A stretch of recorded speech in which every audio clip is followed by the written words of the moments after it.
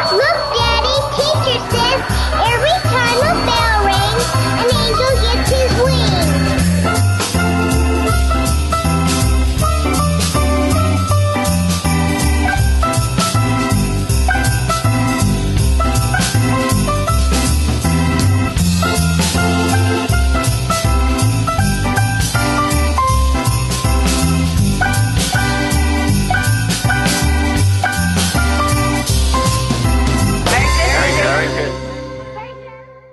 Hola y bienvenidos a Passion for Truth Ministries, yo soy Jim Staley.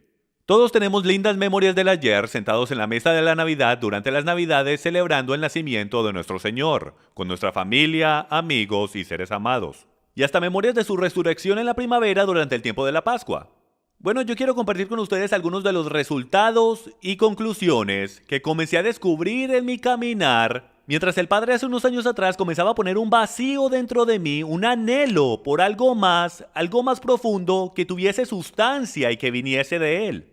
Y todos los años, mientras comenzaba a celebrar la Navidad, algo simplemente no se sentía bien, se sentía como que me faltaba algo, no se sentía como cuando yo estaba creciendo. Y a lo mejor tú también te puedas identificar con esos mismos sentimientos dentro de ti. Bueno, y mientras comenzamos a caminar a través de esta información, yo les quiero dejar saber desde el comienzo que mucha de esta información es impactante. Mucho de esto a lo mejor hasta te moleste porque tus emociones y tus memorias están atadas a la propia fibra que compone el quien tú eres. Entonces los quiero animar, que no le tengan miedo a la verdad mientras sale, porque al final del día, la verdad, según las Escrituras, solo puede hacer una cosa, y eso es hacerte libre. Entonces, para recordarles, antes de comenzar, de un padre a otro padre, yo tengo pequeñas en casa, algunas de las imágenes e información que vamos a compartir hoy son sensibles y a lo mejor usted quiera el mantener eso en mente mientras caminamos por este mensaje. Entonces, para comenzar, de la primera cosa que vamos a hablar es en verdad sobre el auditar nuestras vidas, nuestra información y las cosas que creemos. Y comenzaremos con una cita del Grupo Barna. Esta es la organización más grande de encuestas cristianas y estudios de toda la nación. Ellos analizan toda clase de cosas en la cristiandad, desde nuestras doctrinas, nuestras creencias y para dónde se están moviendo las cosas en la cristiandad. Y en un reciente estudio de fin de año, esta fue su conclusión. El problema enfrentando a la iglesia cristiana no es que la gente está haciendo un juego entero de creencias. El problema es que tienen un juego entero de creencias en mente que creen que es congruente con enseñanzas bíblicas, pero no están ni dispuestos a ser comprobados en error ni a aprender nuevos entendimientos. Puede que sea que la evaluación espiritual es tan descomún porque la gente teme que los resultados indiquen la necesidad de estrategias diferentes de crecimiento o de involucrarse más agresivamente en el proceso de crecimiento. Sin importar cuál sea la razón, la conclusión entre ambos, el sacerdocio y los laicos, es la indiferencia hacia su reconocida falta de evaluación. Básicamente lo que eso está diciendo es que nosotros como creyentes hemos llegado a un punto donde no nos importa lo que la verdad es, no nos importa lo que desde su perspectiva, desde la perspectiva de Yahweh, Él quiere para nosotros. A nosotros hasta nos da miedo el averiguar estas cosas porque sabemos que dibujará una línea en la arena y no queremos tomar esas decisiones porque al final del día queremos lo que queremos. Estamos cómodos con la manera que vivimos la vida, estamos cómodos con nuestras actividades religiosas y tradiciones hechas por hombres en todo sentido. Y amigos míos, al final del día, yo no sé usted, pero yo solo quiero complacer al Padre. Solo fuimos puestos en esta tierra por un par de razones. Y es para levantar su nombre en la tierra y para asegurarnos que lo amemos con todo nuestro corazón, alma, mente y fuerzas. Y lo queremos hacer a su manera. Algunos de ustedes cuando empiecen a ver la información en este video, inmediatamente les va a entrar un pensamiento dentro de la mente que les va a querer decir, bueno, eso no es lo que significa para mí. Yo también tuve ese pensamiento cruzar mi mente unos años atrás, y el Espíritu Santo en una manera delicada me empezó a decir, Jim, en verdad no importa lo que significa para ti. Tú no eres el que está siendo adorado, yo soy el que está siendo adorado, solo importa lo que yo piense. Entonces, por favor, tenga eso en mente mientras vamos a través de la información en este video, porque al final del día, nuestro deber es el ajustar nuestras vidas a la verdad. No importa qué difícil, no importa qué emocional o lo traumático que sea, porque al final, cuando cruces el desierto, hay una tierra prometida esperando. Hay bendiciones cuando haces cosas bíblicas de manera bíblica. Entonces comencemos con esta cita. Por John Calvin, que dice esto. ¿Es fe entender nada y meramente someter tus convicciones implícitamente a la iglesia?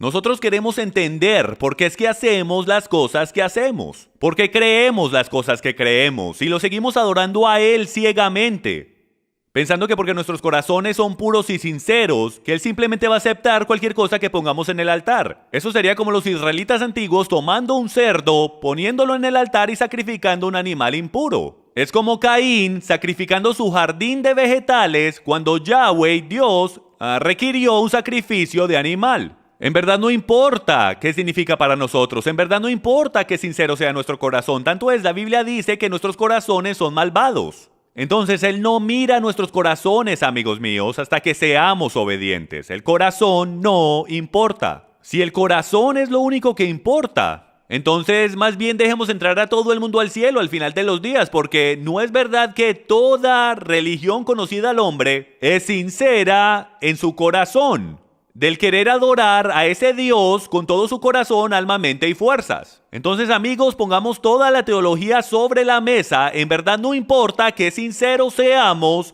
podemos estar sinceramente equivocados. Nos debemos asegurar que nuestra sinceridad y nuestra obediencia se alinee con las Escrituras, porque nos dicen las Escrituras que obediencia es mejor que sacrificio, porque podemos sacrificar todo lo que queramos, pero si no estamos haciendo y sacrificando de la manera que Él lo requirió, no vale de nada. Abraham Lincoln lo dijo de esta manera: la mejor manera de destruir a tu enemigo es de hacerlo tu amigo.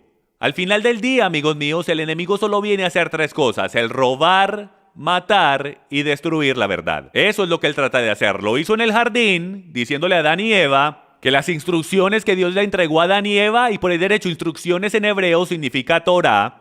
La palabra Torah no significa ley, significa instrucciones. Entonces, mientras Yahweh les entregó Torah, instrucciones, en el jardín, el enemigo vino y dijo: Él en verdad no quiso decir que morirás si rompes sus instrucciones. Entonces, el trabajo del enemigo es de removernos de nuestra herencia, de removernos del jardín. Y de la manera que siempre somos removidos del jardín es rompiendo sus instrucciones y escogiendo hacer las cosas a nuestra manera. Esto fue lo que los israelitas hicieron todo el tiempo, mientras caminaban por la línea del tiempo en la historia. Y es de que constantemente rompían el pacto, constantemente eran separados de la presencia de Dios, pero a través de arrepentimiento, tashuva, regresar, ellos volvían a entrar al pacto y Dios los bendecía, solo cuando obedecen, y Él los maldecía cuando no obedecen. Y amigos, yo he aprendido en mi propia vida que algunas veces la peor maldición es el de perderte de una bendición. Muy bien, continuemos. Una de mis citas favoritas es por John F. Kennedy, que dice: el gran enemigo de la verdad frecuentemente no es la mentira deliberada, inventada y deshonesta, sino el mito, persistente, persuasivo y no realista. Hasta Hitler lo dijo de esta manera. Él dijo: si tú gritas y repites una mentira lo suficiente, eventualmente la gente lo creerá como verdad. De nuevo, Satanás no tiene otro plan más que el de robar, matar y destruir. Él quiere remover palabras de la Escritura. Él quiere que creamos que podemos hacer las cosas a nuestra manera. Últimamente, ¿no es ese su espíritu? El espíritu de rebeldía dice que nosotros podemos hacer las cosas a nuestra manera, adorar a Dios a nuestra manera. Y al final del día, ahí es donde nos empezamos a quedar cortos, donde nos empezamos a perder de la gloria de Dios. Pero cuando comenzamos a hacer cosas bíblicas de manera bíblica, es cuando comenzamos a heredar las bendiciones que el Padre ha reservado desde el comienzo de los tiempos. Bueno, aquí vamos, todo eso fue introducción, vamos a comenzar con este pensamiento. ¿Cuáles son los 4 eventos más influyentes que tú puedas pensar de toda la historia bíblica, de toda la historia del mundo humano? Bueno, yo les puedo decir cuáles son los 4 eventos más influyentes, y por el derecho esta es la opinión de Jim Staley, esta es mi opinión de cuáles son los 4 eventos. Y bueno, para mí los 4 eventos más influyentes son los siguientes: el dar los mandamientos en el huerto, el dar de los mandamientos en el monte Sinaí, las bendiciones y las maldiciones, el nacimiento del Mesías y la muerte, el entierro y la resurrección del Mesías. Hay muchos y diferentes eventos que han pasado en la historia humana, pero para mí estos son los eventos más importantes que han ocurrido. Nosotros nos vamos a enfocar en los últimos 2 eventos, el nacimiento del Mesías y la muerte, entierro y resurrección del Mesías, porque esos 2 drásticamente afectaron la historia de la humanidad. Entonces ahora regresemos 4000 años en el pasado y comencemos a descubrir de dónde comenzó la historia de muchas de estas tradiciones. Vamos a regresar hasta por allá atrás en los tiempos de Noé. Tanto es, vamos a comenzar de la manera acostumbrada. Érase una vez, hace mucho tiempo atrás, había un hombre llamado Nimrod. Y Nimrod fue el bisnieto de Noé. Él era el hombre más popular de la tierra en aquel tiempo, tanto es, él era el rey de la tierra en aquel tiempo. Él fue el responsable por construir las ciudades de Babel, y a la torre de Babel y la ciudad de Nínive, entre otras cosas. Y poniendo todo eso al lado, no hay duda alguna que él tenía increíble influencia entre la gente con que él vivía. Y lo que sucedía era que él tenía una increíble reputación de ser un hombre que tenía mucha, pero mucha fuerza. Él creó grandes ejércitos y él gobernaba el mundo en aquel tiempo, justo después del diluvio. Pero él estaba lleno de idolatría y codicia y borracheras y de rebeldía en contra de Dios. Y él tenía una increíble habilidad para engañar. Tanto yo supongo que él es bien parecido a lo que es un político de hace 4000 años atrás. Bueno, y Nimrod se casó con una mujer llamada Semiramis. Y Semiramis y Nimrod se convirtieron básicamente en rey y reina del mundo conocido en aquel tiempo. Bueno, en algún punto Nimrod se muere. Y él fue deidificado. Él fue la primera persona que fue deidificada en toda la tierra. Y a él lo hicieron el dios del sol, el cual terminó siendo Baal. La palabra Baal en sus escrituras puede ser rastreada a Nimrod. Entonces es un hecho interesante en la historia de que cuando ves la palabra Baal y Astarot, terminas regresando hasta esta historia de Nimrod y Semiramis. Entonces Baal ahora está reinando el universo como el dios sol. Y de alguna manera la historia dice, en la leyenda babilónica, de que Semiramis queda embarazada por los rayos del sol de su esposo muerto, Nimrod. Y ella da a luz a un pequeño bebé varón llamado Tamuz. Ahora, más adelante en la historia, mientras Tamuz crece y se hace un hombre, Tamuz en la actualidad se casa con su madre y tienen una relación muy sexual. Y de ese bebé Tamuz y de su madre Semiramis es de donde sacamos la historia de Cupido. Cupido, del día de San Valentín, la manera que la historia de San Valentín se desarrolló fue por Tamuz, que se casó y tuvo una relación no muy bíblica con su madre. Ok, regresemos a la historia de Tamuz. Tamuz, por 40 años, fue un gran cazador y tomó la posición de su padre gobernando el mundo. Y él tuvo increíble poder, pero más que nada, él fue un increíble cazador. Pero desafortunadamente, su don y su habilidad como cazador no lo pudo ayudar un día porque fue asesinado a la edad de 40 años por un jabalí o cerdo salvaje. Entonces lo que sucedió es de que Semiramis, en algún punto después de eso, ella murió y ella fue enviada al cielo, pero aparentemente su esposo fallecido Baal no estaba preparado para ella. Entonces él la volvió a enviar hacia la tierra dentro de un gigantesco huevo, el cual explotó en el río Eufrates, y la primera cosa que ella hizo cuando salió de ese huevo fue convertir un ave en un conejo que pone huevos. Así es, extraño como suena, de ahí es de donde sacamos el conejo que pone huevos, de ahí es de donde sacamos el conejo de la Pascua. Ahora usted está diciendo, un momentico, ¿un huevo? Esto suena como un cuento de hadas. Bueno, es una leyenda babilónica, pero tienes que entender la cultura oriental de aquellos días. Y es porque los huevos eran un tremendo significado de fertilidad entre los dioses. Hasta creían que la tierra había nacido de un huevo gigantesco. Entonces no era sorprendente entre los teólogos de que la leyenda fuese de que Semiramis bajara a la tierra en un huevo.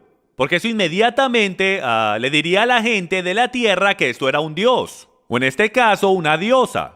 Que esto es una deidad porque hay un huevo de fertilidad que está involucrado.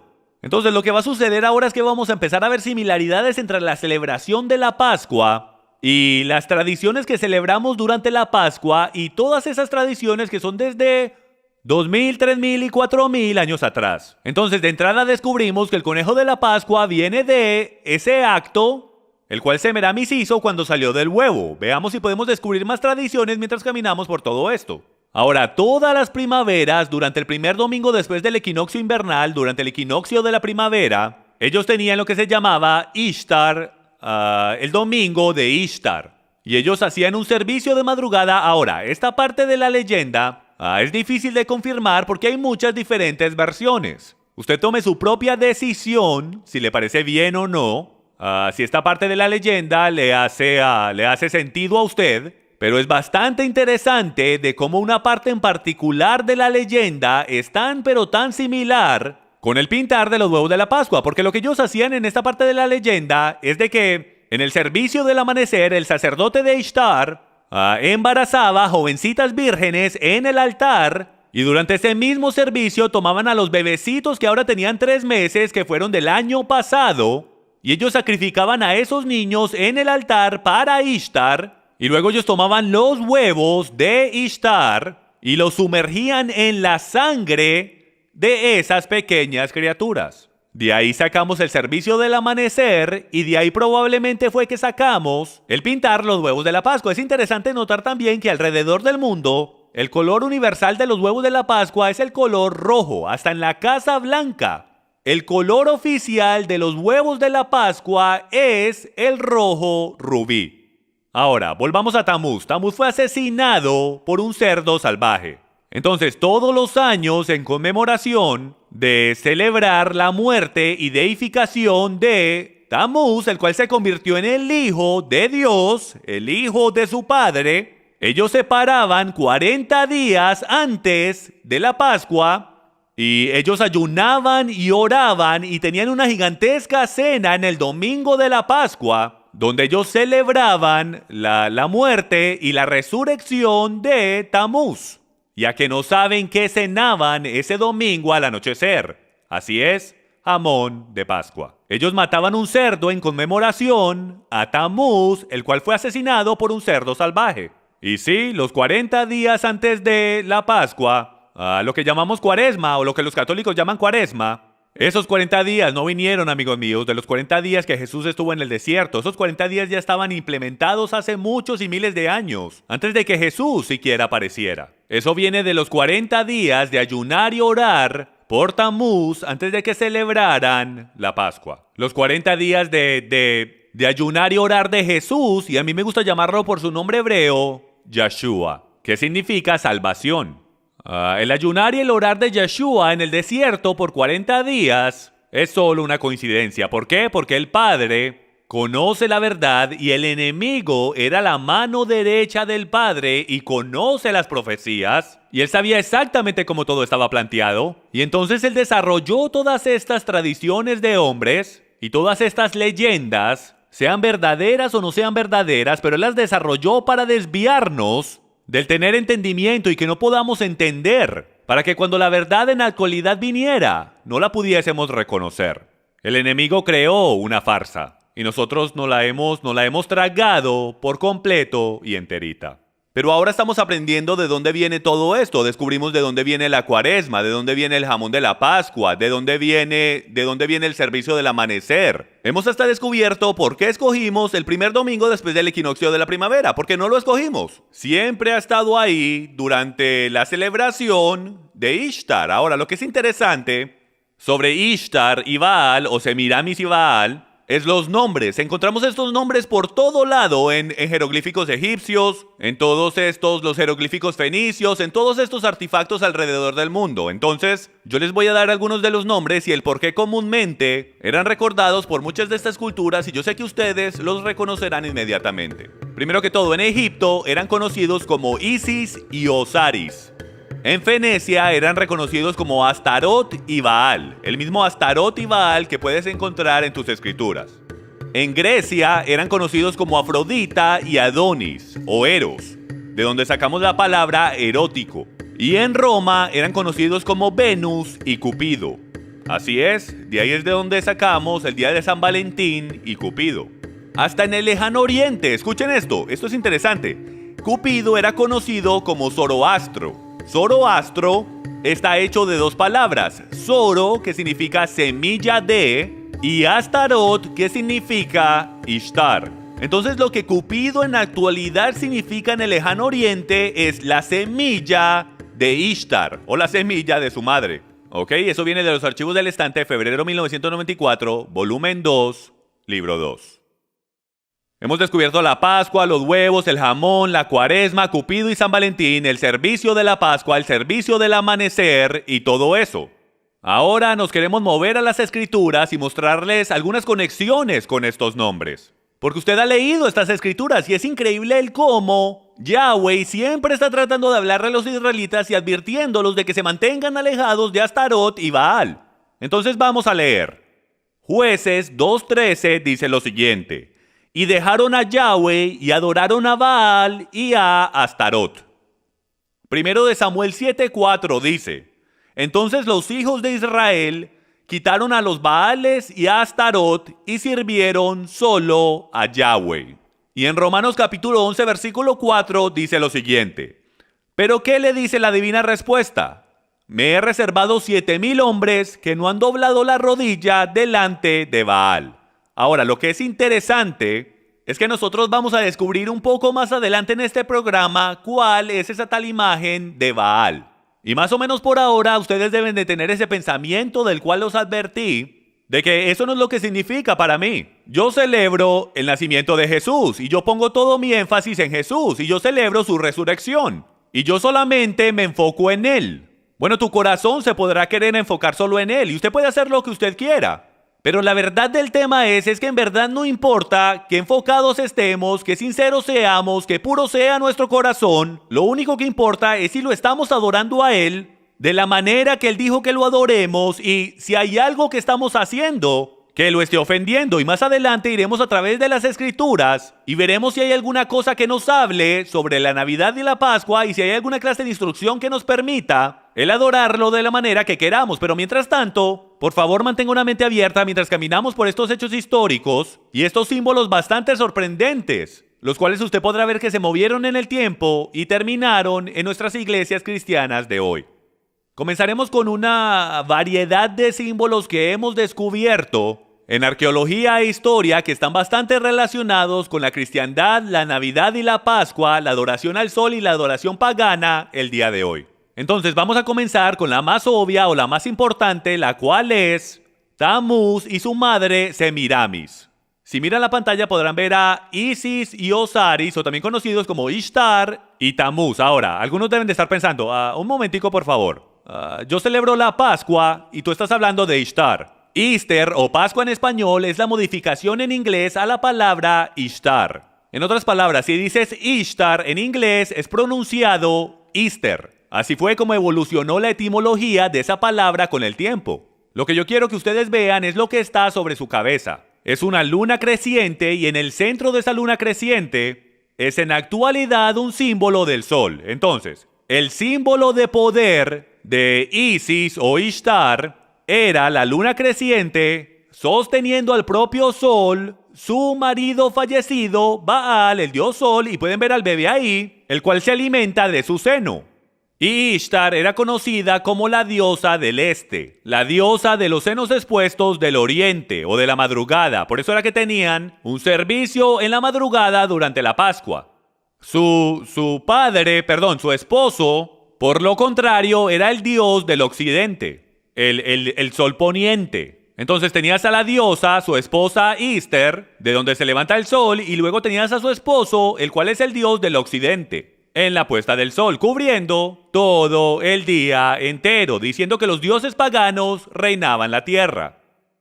Ahora nos moveremos por el resto de estos símbolos mientras caminamos por todo esto el día de hoy. Aquí en la pantalla pueden ver una imagen tallada pagana de la deidad solar Baal-Hadad, detallada como un disco en una luna creciente, ¿ok? Ustedes pueden ver ahí en la mitad de la pantalla la media luna sosteniendo la imagen del sol, lo cual es el dios pagano, junto con la luna creciente, la cual siempre lo rodea. Ahora, como pueden ver que el símbolo principal para el dios del sol era la luna creciente, con el sol encima de ella o ajustado en la mitad de la luna creciente, nos moveremos ahora a algo que es bastante controversial pero verdadero históricamente. Y es de que la Eucaristía católica es en la actualidad el sol que está adentro de esa luna creciente. Les mostraré algunas imágenes de la Eucaristía actual en diferentes posiciones y usted podrá ver que no solo es similar, es idéntico. De aquí fue que sacaron los símbolos. Pueden ver aquí, este es un objeto en particular que sostiene la Eucaristía. Y encontré esto en línea y esto es lo que la cita dice. No puse el nombre de la iglesia por obvias razones, pero básicamente este fue su anuncio Para un viernes en particular, dice, la adoración eucarística se celebra el primer viernes de cada mes, con el propósito de honrar y orar al bendito sacramento. Ahora, yo no sé usted, pero mi Biblia dice que le oremos al Padre, nuestro Padre. Yeshua, Jesús dijo que le oráramos al Padre. Él no dijo que le oráramos a objetos estáticos, aunque lo represente a Él o no. Ahora, mire bien cuidadosamente. Ahí a su mano derecha usted podrá ver la imagen de la luna creciente sosteniendo ese sol o esa hostia de pan. Aquí podemos ver una imagen más amplia, la cuna de luna creciente en el ostensorio en forma de sol de la Iglesia Católica Romana. Ahora ustedes podrán ver que los rayos del sol se extienden por todo esto, ni siquiera lo escondieron. ¿Y por qué no lo escondieron? Porque esto tiene miles de años de antigüedad y esto sale directo del paganismo de adoración al sol, donde era el símbolo para Baal y su esposa Ishtar. Y aquí podemos ver que la vara de cono de pino es otro símbolo encontrado en el paganismo conectado al dios pagano, que proviene de Egipto, Osiris. Está en la forma como de una horca, como pueden ver, donde el cono del pino está en el centro. Ahora, ¿por qué escogieron el cono del pino? Porque representa fertilidad. Porque viene del árbol de pino que se mantiene verde el año entero. Entonces, como todo empieza a morir en la primavera, el árbol de pino se convirtió en un símbolo de nueva vida, esperanza y fertilidad.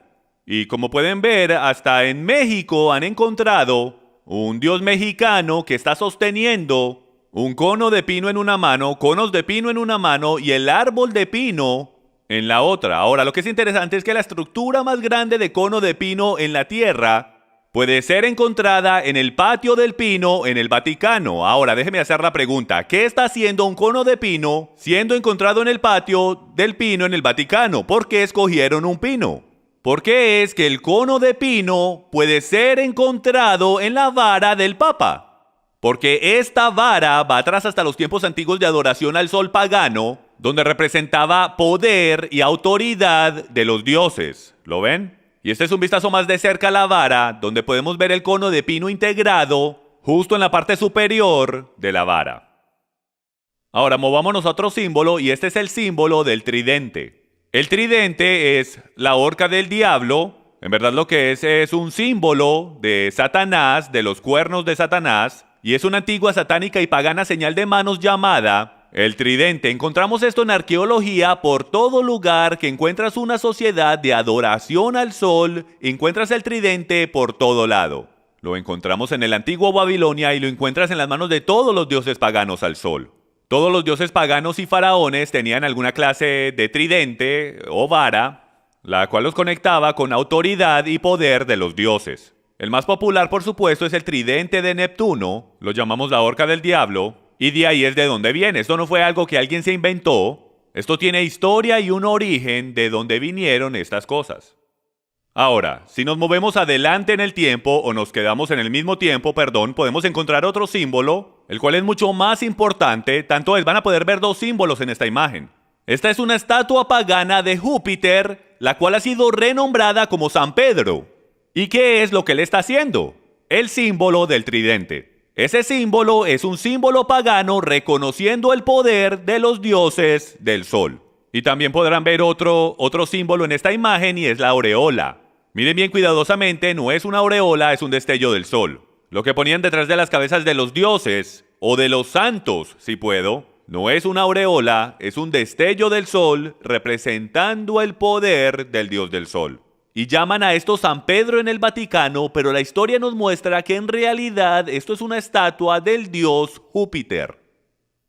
Y también podrán ver lo que es el niño Jesús, supuestamente el niño Jesús, pero no es más otro que el bebé Tamuz. ¿Y cómo sabemos que no es el niño Jesús? Porque vemos el tridente por todo lado. Pueden ver el símbolo del tridente en la mano del niño Jesús, junto con un tridente saliendo de la cabeza de la estatua. Puedes ver 3 tridentes, 2 por los lados de la cabeza y 1 por encima de la cabeza. Este no es el niño Jesús, señoras y señores. Este es el dios pagano del sol, Tamuz, de la historia de Baal, Nimrod y Semiramis, que terminó siendo Cupido en el día de San Valentín de hoy. Movámonos a otro símbolo completamente diferente. Aquí podemos ver una serpiente con alas guardando el trono del rey Tutankamen. Y usted podrá ver que esta serpiente con alas en verdad es un dragón, y a través del folclore y la cultura, a través del mundo entero, hemos podido ver dragones con alas en jeroglíficos antiguos egipcios, mejor dicho, los hemos visto por todo lado. Y eso es todo otro estudio en sí, pero la realidad del tema es de que la serpiente en las escrituras siempre ha sido conectada con Satanás o Lucifer, el ángel caído de luz, el cual en el jardín del Edén fue descrito como una serpiente que era muy sutil y engañosa, que siempre está respirando el fuego de muerte de su boca si puedo, siempre buscando el destruir y devorarse al pueblo de Dios. Entonces yo quiero que vean cómo la serpiente, que siempre en las escrituras está conectada con actividad demoníaca o Satanás, aparece tanto en estructuras religiosas y sus artefactos. Aquí podemos ver la serpiente maya dios del sol, Quetzalcóatl, saliendo de la boca de un dragón con alas. ¿Ok? Entonces el dios maya está saliendo de la boca de un dragón con alas. En esta otra imagen tenemos a una serpiente con alas llevando almas fallecidas al cielo. Y si lo miran bien cuidadosamente, pueden ver que las almas fallecidas están montadas en la espalda de la serpiente. Y pues ha sido interpretado de que la serpiente con alas va en camino al cielo y se está llevando a su gente con él. Y yo les voy a sugerir que no es para el cielo para donde él va.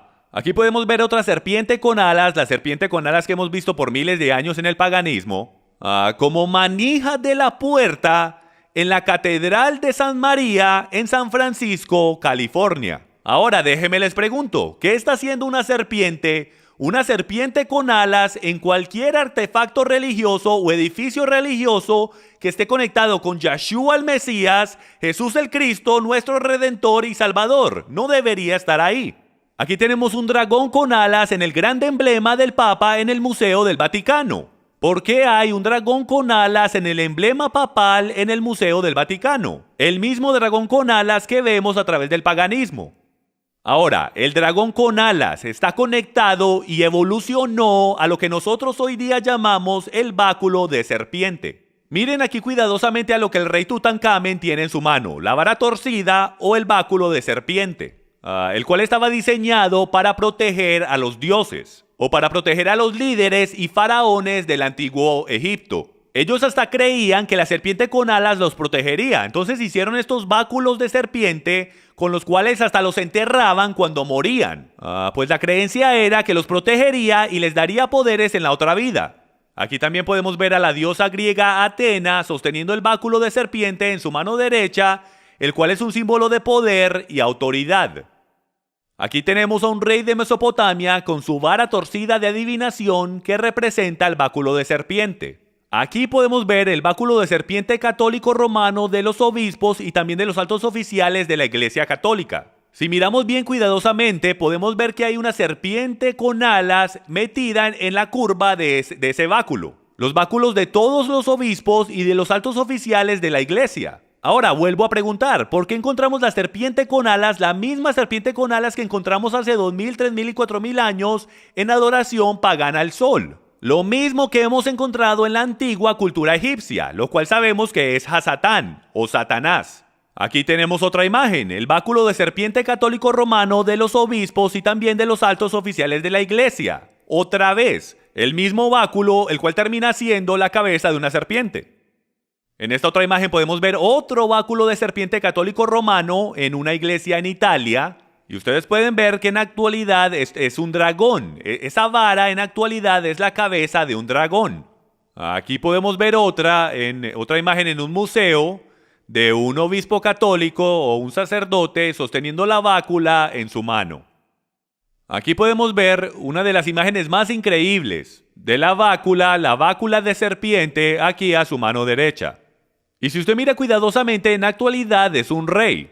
Y encima de la cabeza del rey es el cuello de la serpiente o la cabeza de la serpiente. Y empieza a girar hasta que en la actualidad veas la cabeza de la serpiente. ¿Y qué es lo que está saliendo de su boca? Es el fuego de la serpiente. Entonces, yo no sé ustedes, amigos míos, pero de la corona del rey, de mi rey, ciertamente no está saliendo la serpiente, la misma que engañó a Adán y Eva en la antigüedad. Pero vemos eso aquí y básicamente en cada una de las báculas católicas romanas y también en las báculas egipcias y por todo ese pasaje de tiempo.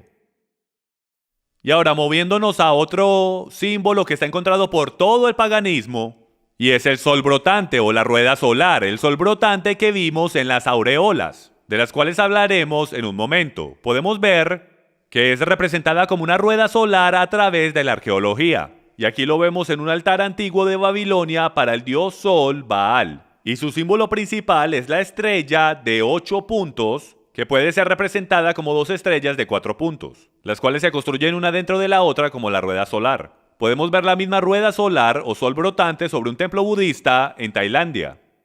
Aquí podemos ver una rueda solar que es representada en el piso del monasterio de San Ignacio. Ahora, como ustedes pueden ver, comienza como una rueda solar pequeña de 8 lados, pero va creciendo más y más y más en el suelo de ese monasterio. Ahora, a lo mejor ustedes dirán, eso solamente es un suelo que fue decorado de esa manera. No, amigos míos, la razón por la cual escogieron esa rueda solar o poner ese diseño en el suelo es porque está conectado con adoración al sol. Todo templo pagano en la antigüedad usaba ese diseño en su suelo, como adoración al sol, y todavía lo estamos usando hoy. Aquí podemos ver el rostro de un niño, el cual es Tamuz, dentro del símbolo de fertilidad de los rayos del sol en un altar católico romano. El mismo símbolo es encontrado en el rostro del dios del sol babilónico en un púlpito de la Iglesia Católica Romana en Escandinavia. El mismo símbolo sale directo del paganismo, como ya les he mostrado. Esta es probablemente una de las imágenes más increíbles que tengo. Usé el programa Google Tierra para tomar una imagen satelital y paré unas cuantas millas en el aire y miren lo que encontré.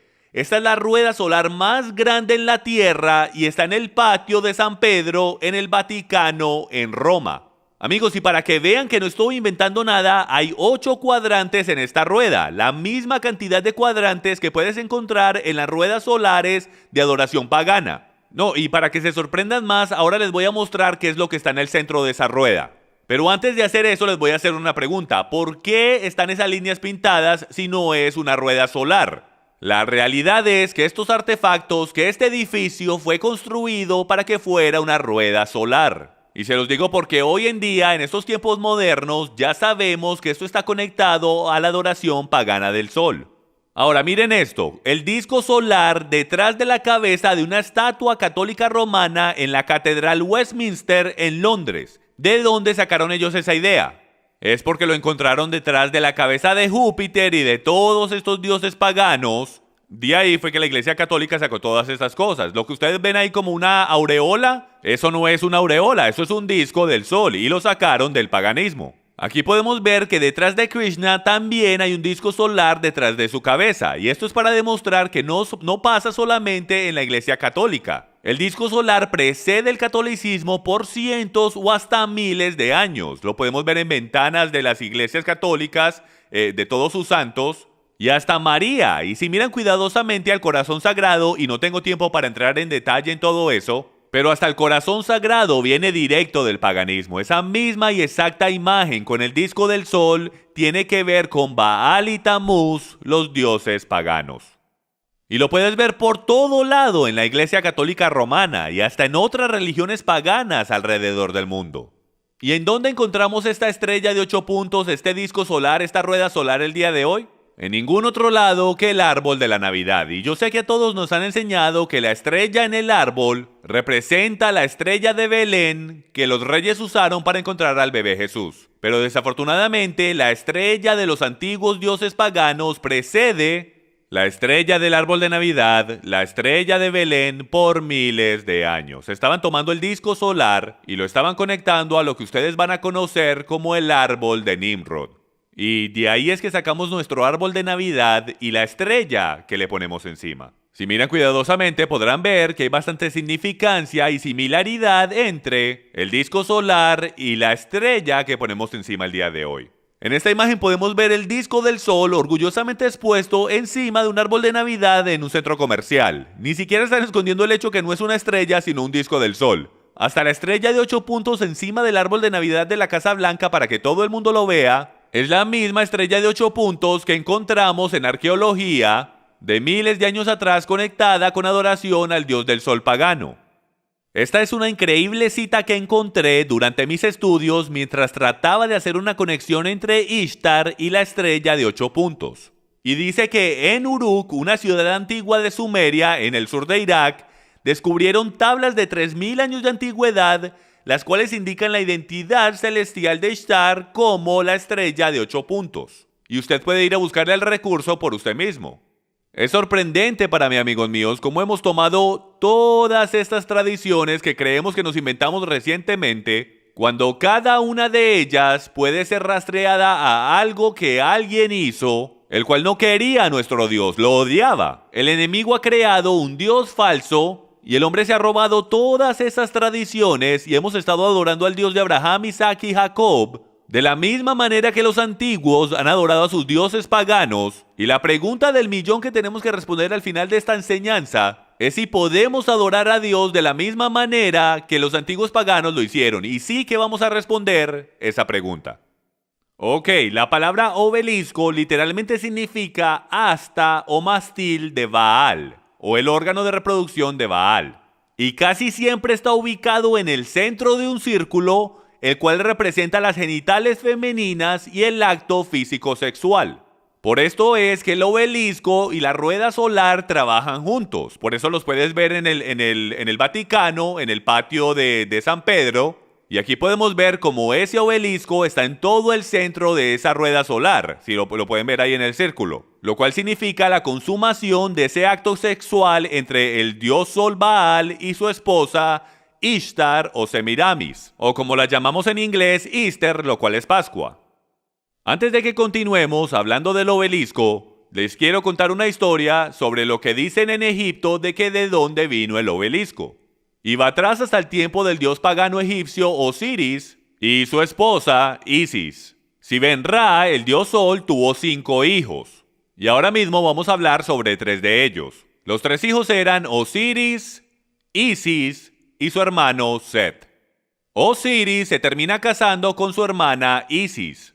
Y Set es su hermano celoso. ¿Por qué? Porque Osiris toma el control del trono en Egipto y se convierte en el dios o faraón del reino. Y como les dije, Set es un hermano bastante celoso. Y entonces él quiere matar a su hermano Osiris. Y él desarrolla un increíble plan, teniendo una gigantesca fiesta en la cual él construye una gigantesca caja. Y él construye esta caja con las dimensiones exactas de su hermano Osiris. Él de alguna manera encuentra las dimensiones de los hombros, la cabeza, el pecho, todas las dimensiones de Osiris, y todo el mundo deseaba esta caja, todo el mundo deseaba tenerla. Y entonces él desarrolló un plan bien astuto y dijo que le daría la caja a cualquiera que se acostara dentro de la caja y cupiera. Bueno, como se pueden imaginar, Osiris se acostó dentro de la caja y cupo perfectamente. Y en ese momento usted hizo que sus siervos le pusieran la tapa encima, lo sellaran con clavos y lo tiraran en uno de los ríos de Egipto. Y él murió. Bueno, esto no sentó muy bien con su esposa Isis, la cual tomó el trono y ella decidió darse la tarea de encontrar el cuerpo fallecido de su esposo en el río Nilo.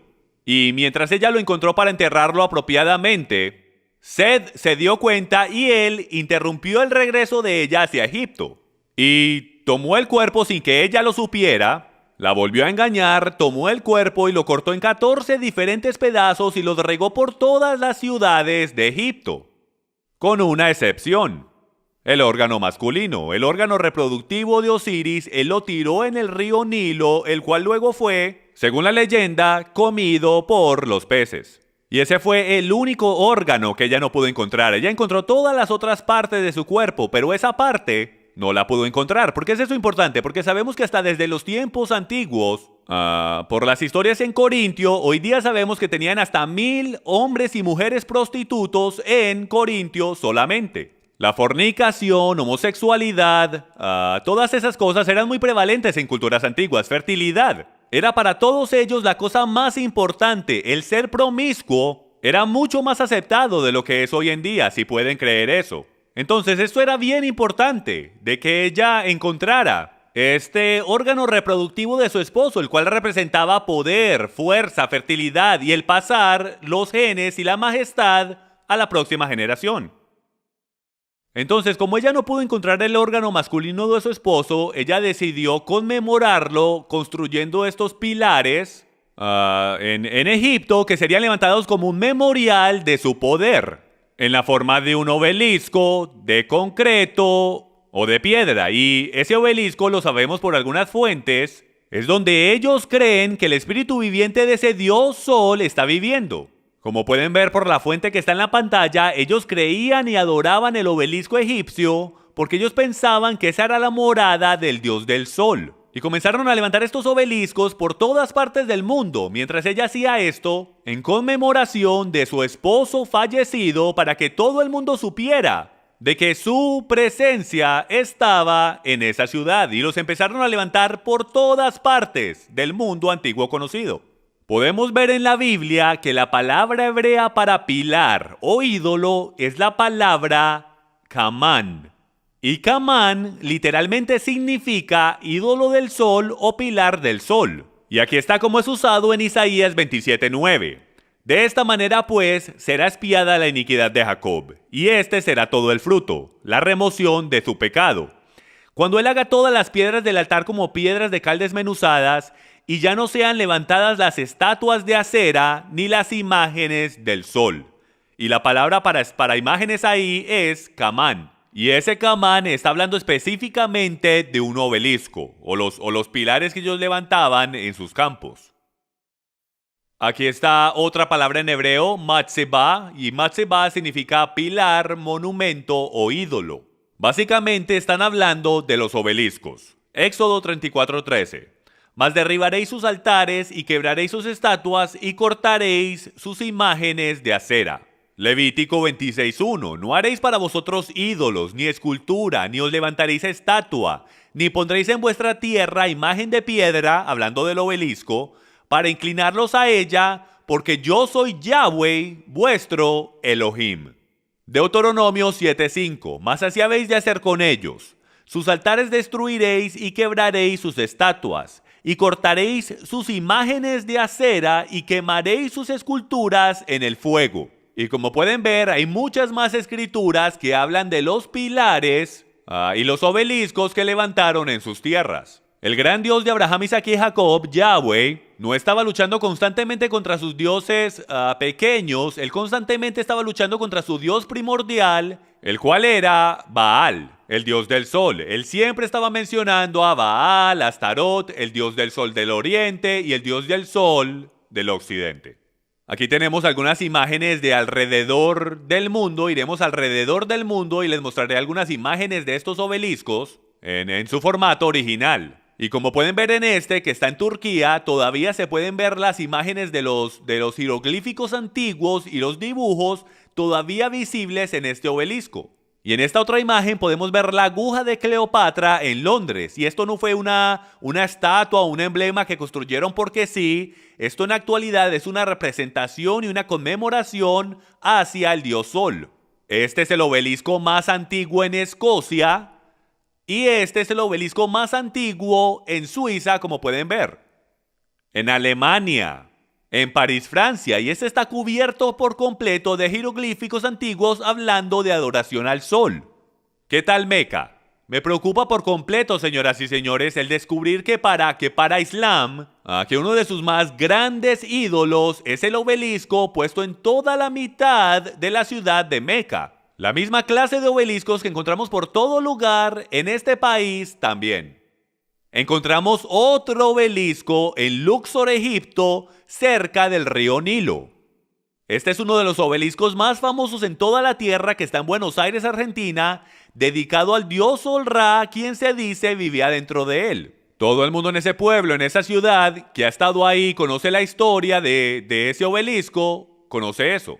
Y lo entiende. Aquí tenemos otro en Ámsterdam, otro en Etiopía, en Mongolia. Y señoras y señores, nos vamos a enfocar ahora en esto por un momento. Pues en verdad les quiero mostrar algo que en verdad solamente se puede ver por Google Tierra, el cual en verdad me sorprendió, por eso lo quiero compartir con ustedes el día de hoy. El más grande obelisco en toda la Tierra, el cual está escondido. Y es lo que usted está viendo ahí. Si mira cuidadosamente, lo que estamos viendo son los genitales masculinos del dios Sol, Ra o Baal, construido dentro de la arquitectura de la Plaza de San Pedro y de todo el edificio del Vaticano. Ustedes pueden ver los testículos ahí abajo y el mástil de ese órgano masculino moviéndose hacia arriba. Ahora, lo que es interesante es que si le damos vuelta a un lado a esta imagen, podemos ver este obelisco arquitectural, si lo puedo decir de esa manera, apuntando directo al oeste, perfectamente al grado cero. Y mi pregunta es, ¿por qué está apuntando al oeste? Es porque este es el dios Sol, y el dios Sol es el dios de la puesta del sol del oeste. Y podemos ver básicamente en toda cultura pagana de adoración al sol que sus altares apuntaban al oeste. Porque ahí era que ellos hacían sus servicios. Y yo creo que el enemigo tuvo una gigantesca parte de influencia en la arquitectura de esta estructura católica romana en particular.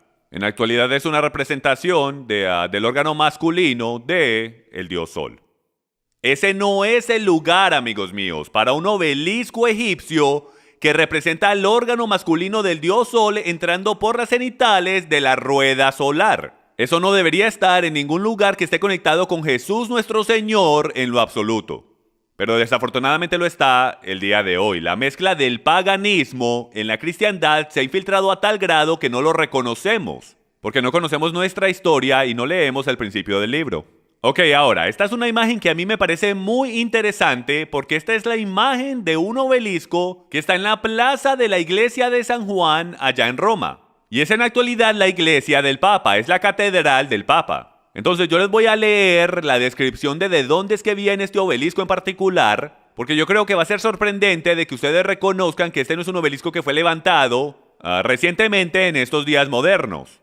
Aquí tenemos de dónde es que viene este obelisco. El obelisco egipcio que se encuentra en la plaza de San Juan Laterín es el más grande en existencia. Originalmente tallado durante el reino del faraón Mosel III, estuvo levantado en el templo de Amán de Tebes, dios del sol, pero fue removido hacia Roma por el emperador Constantino en los años 317 a 361 y puesto en el Circus Maximus. En 1587 el Papa Sixtus V levantó el obelisco roto, sucio, caído y olvidado e hizo que lo repararan y lo pusieran en la Piazza S. Giovanni en Laterano. Lo que es bien interesante es que hasta Moisés pudo haber visto este mismo obelisco cuando estaba en Egipto. Ahora, este obelisco supuesto a honrar los dioses del sol está ahora al lado de lo que los católicos llaman la suprema madre de todas las iglesias. La catedral oficial del obispo de Roma, el Papa. Entonces tenemos literalmente un obelisco de 3.000 a 4.000 años de edad construido para los dioses del sol de Egipto, ahora puesto en la catedral de Santa María. ¿Qué tal el monumento a Washington? ¿Ese es un monumento? Por supuesto que lo es, pero no es un monumento a nuestro Dios. Es un monumento al Dios Sol. No puede ser ninguna otra cosa que un monumento a él. No es simplemente un pedazo de arquitectura, amigos míos. Esta es la misma y exacta estructura que construían en el antiguo Egipto para los dioses del sol y lo hemos demostrado hoy. Déjenme les hago una pregunta. ¿Dónde podemos encontrar este símbolo primordial del dios del sol hoy? ¿Este símbolo primordial del obelisco? Le sorprendería a usted descubrir que lo encontramos en nuestras iglesias. Así es, señoras y señores, el obelisco que representa la adoración al dios del sol terminó en nuestras iglesias alrededor del mundo. Nosotros los llamamos campanarios, pero eran llamados obeliscos en el Egipto antiguo. Si un faraón o un egipcio antiguo estuviese vivo hoy, ellos entraran y se sintieran bien cómodos entrando a la mayoría de nuestras iglesias el día de hoy. Porque ellos dirían, wow, esto es algo a lo que yo me puedo conectar, esto es algo a lo que yo me siento familiarizado, esto es adoración al sol. Y los vemos alrededor del mundo entero. Aquí vemos una iglesia que tiene dos construidos en su arquitectura. Señoras y señores, el obelisco, el símbolo primordial de adoración al sol, no debería estar en ningún lado. Este símbolo pagano de adoración al sol egipcio no debería estar en nuestras iglesias ni en nuestras sociedades cristianas de hoy. Esto lo vemos básicamente en todas las denominaciones, no importa si es católico, o sea cristiano bautista, o sea pentecostal, no importa cuál sea la denominación, vemos esto por todo lado. Ahora, llegamos a la pantalla que dice, pero eso no es lo que significa para mí. Yo sé que lo están pensando, pero la realidad es que no importa lo que significa para usted. ¿Por qué es tan difícil que podamos entender eso? ¿Por qué es tan difícil que entre en nuestros corazones y mentes que solo importa lo que significa para él? Ciertamente ninguno de nosotros nos pusiéramos una cadena que fuese un símbolo pagano. Pero sin embargo, construimos iglesias con símbolos que ni siquiera sabemos que son satánicos. Tenemos celebraciones que se rodean a sí mismas con símbolos paganos. Y sin embargo, como no las conocemos, pensamos que están bien. Pero la realidad es que el gran Dios de Isaac, de Abraham, Isaac y Jacob, él sabe qué significan esos símbolos. Entonces, desde su perspectiva, él ve esos símbolos y le recuerda de cuando pasaban a sus hijos por el fuego de Molec. Le recuerda de los infantes que fueron asesinados y sacrificados en los altares de Ishtar. Le recuerda de toda la adoración al Dios del Sol. Le recuerda de su pueblo que se alejó de él, que le dieron la espalda y sirvieron a otro Dios. Es un símbolo recordatorio para él y por esa simple razón, nosotros deberíamos deshacernos de esos símbolos, ponerlos al lado, quemarlos como lo hizo Nehemías. Y a todos, Jeremías y todos los profetas del pasado que derrumbaron los lugares altos y destruyeron los pilares. Aquellos los cuales derramaron su sangre, sus hijos, sus fuerzas, lo hicieron todo por destruir estos lugares altos mientras nosotros los levantamos otra vez. No importa qué significa para nosotros, importa lo que significa para él. Entonces, más vale descubramos exactamente lo que es y lo haremos a través de este programa mientras vamos a través de unas escrituras que a lo mejor usted nunca ha leído antes, que están dictando exactamente las fiestas que estamos celebrando hoy. Y descubriremos si sí o no. En la actualidad podemos continuar celebrando estas cosas desde nuestra perspectiva y hacernos los ciegos a su corazón. Ahora, ¿cuándo creen ustedes que era el cumpleaños de Nimrod y Tamuz? En el primer día del año, cuando el sol es renacido. ¿Y en qué día del año creen ustedes que el sol es renacido? En el medio de invierno, en el solsticio invernal, el 25 de diciembre, así es. De ahí es donde sacamos el 25 de diciembre, el día de la Navidad, como el día en que nació Jesús. ¿Por qué fue que escogimos el 25 de diciembre como el día de su nacimiento? ¿De dónde salió ese día? Muy sencillo, Jesús era el Hijo de Dios. Tamuz era el hijo de los dioses. Tamuz era el hijo de su padre, Baal. Entonces los paganos y los cristianos que salieron directo del paganismo en Roma ya estaban adorando al Dios del Sol. Durante los domingos en Roma, que es de donde sacamos el adorar los domingos. Solía ser que los primeros cristianos adoraban los sábados, pero fue cambiado al domingo porque todos los paganos adoraban al Dios del Sol en su día domingo y también lo adoraban en su cumpleaños en el 25 de diciembre. Entonces, naturalmente, cuando Jesús entró en la escena y Constantino supuestamente fue salvo en los años 300, ellos comprometieron la verdad para hacerlo más fácil que la gente se convirtiera a la cristiandad, haciendo el cumpleaños de Jesús en el mismo cumpleaños de sus dioses paganos, el cual ellos ya estaban celebrando. De ahí fue que salió el 25 de diciembre. Una de las celebraciones paganas y cultistas más grandes ocurría durante el solsticio del invierno. ¿Por qué? Porque ese es el tiempo cuando el sol es renacido, cuando los días del año comienzan a hacerse más largos, por lo tanto los cumpleaños de los dioses del sol coincidían con ese día. El 25 solía ser el 21, pero con el cambio del calendario juliano fue cambiado al 25.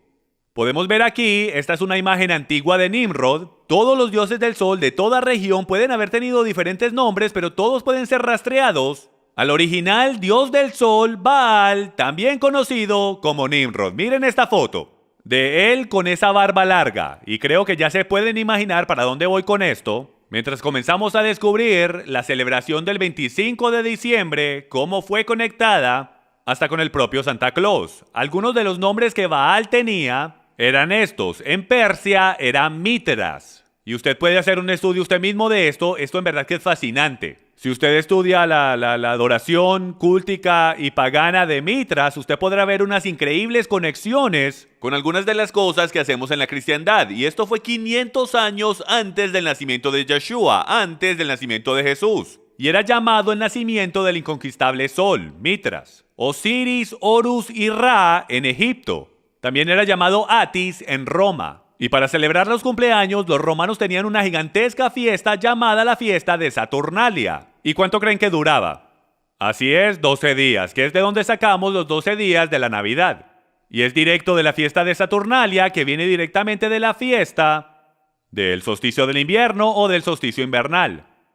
¿Y cómo creen ustedes que los caldeos llamaban a este día? Hoy lo llamamos Navidad, pero en aquellos días los caldeos lo llamaban el día de Yule. ¿Y saben lo que la palabra Yule literalmente significa? Significa el día del infante. Y ciertamente no estaban hablando de Jesús. Ellos estaban refiriendo a Tamuz, quien era el Hijo de Dios, quien un día iba a regresar para salvarlos del mundo. Si ven, Satanás no puede hacer más nada que tomar la verdad, torcerla y tratar de que la gente le crean. Y eso fue lo que hizo con la historia del nacimiento y muerte de nuestro Señor. Y es de que él hizo una copia de eso en el paganismo, y en algún punto su plan era de tomar el paganismo y el mezclarlo con la cristiandad, porque cuando tú mezclas lo santo con lo profano, las escrituras llaman eso inmundo.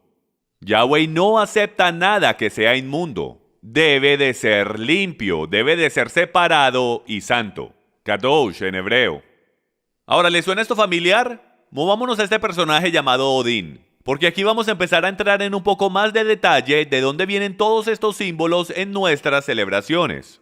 Juntamente con la celebración de los dioses del sol, los de Escandinavia también adoraban a Odín, quien era el dios de la bebida intoxicante y extasía, tanto como el dios de la muerte. Y como la fiesta de Saturnalia lidiaba con todas esas cosas, él naturalmente se hizo el dios más popular de la fiesta de Saturnalia, la cual es una celebración hacia el dios del sol que la podemos rastrear hasta Baal. Bueno, ya que no saben en quién se convirtió este personaje, mírenlo bien, se convirtió en Santa Claus, así es. Odín o Wodan era el dios de sabiduría, magia y conocimiento oculto, adivinanzas, poesía y guerra. Su nombre significaba el inspirado. Y ustedes van a poder ver, mientras vamos a través de todas estas pantallas, de que Santa Claus o Odín es bastante parecido a Jesús o Yeshua, lo cual significa salvación. Vamos a ver a un dios Odín, el cual salva, y vamos a ver a otro llamado Yeshua que salva. Y yo quiero que presten mucha atención a las características de este tal Odín, porque es sorprendente el ver lo similares que son y cómo Satanás se trata de esconder como un ángel de luz, como dicen las escrituras. Él era un hombre alto, viejo, que tenía una larga barba blanca y también cargaba una lanza o báculo. Y si recuerdan el estudio que acabamos de hacer del báculo de la serpiente, cualquiera que cargue ese báculo está conectado al poder del báculo de la serpiente, lo cual es el mismo Satanás. Continuemos. Él viajaba alrededor del mundo en un caballo blanco que tenía 8 patas, lo cual en tradición antigua es el número de transportación. De aquí fue que sacamos a los 8 renos de Navidad. Usted dirá, Jim, son 9 renos. Originalmente eran 8. Rodolfo fue agregado en tiempos modernos, eran 8 renos. Y eso viene del caballo blanco de 8 patas en el cual Odín siempre andaba. Usted puede encontrar todo esto fácilmente, es conocimiento común en el internet. En las enciclopedias también puedes ver a Odín y todas las referencias que tienen que ver con él.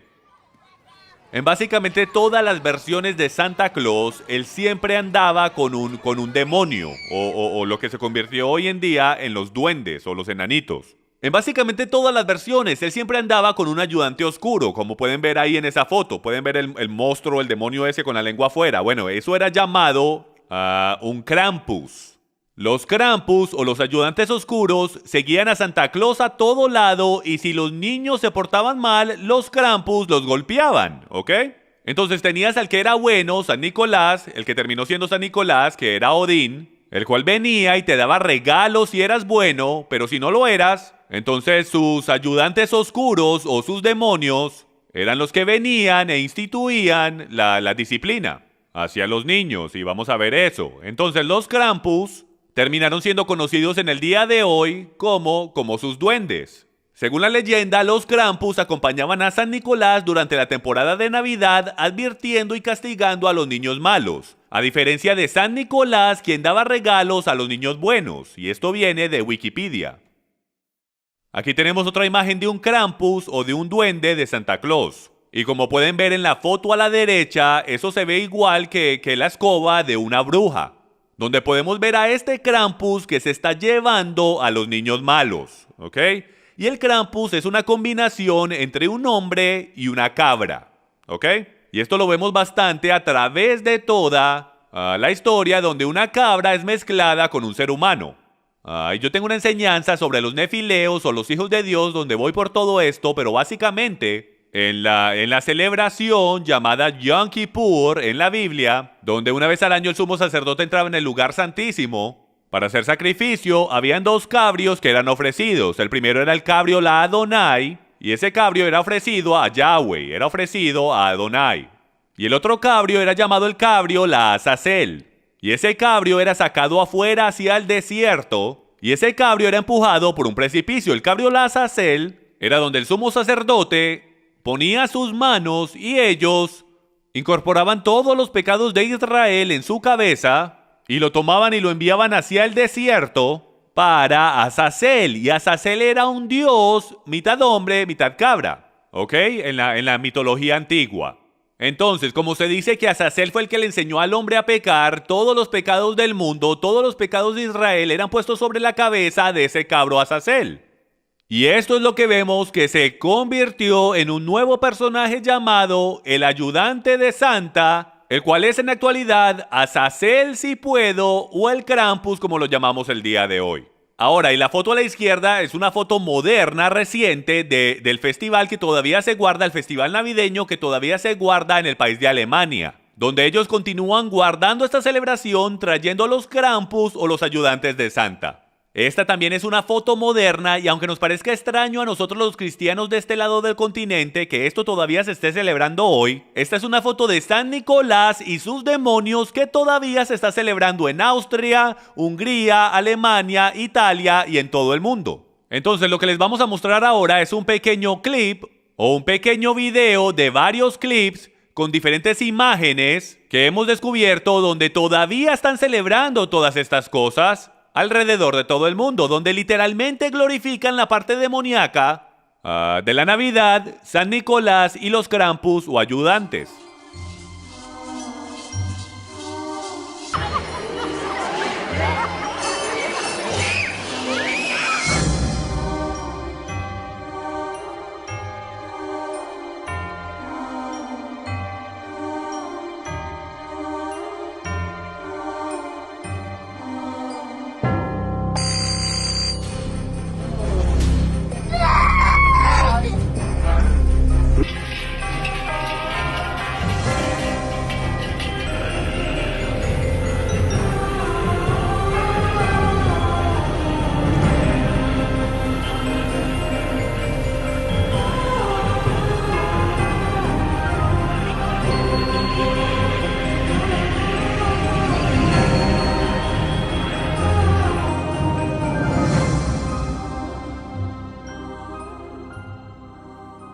Yo lo sé y créanme que me disculpo. Yo sé que las cosas parece que se ponen peor, ¿no es así?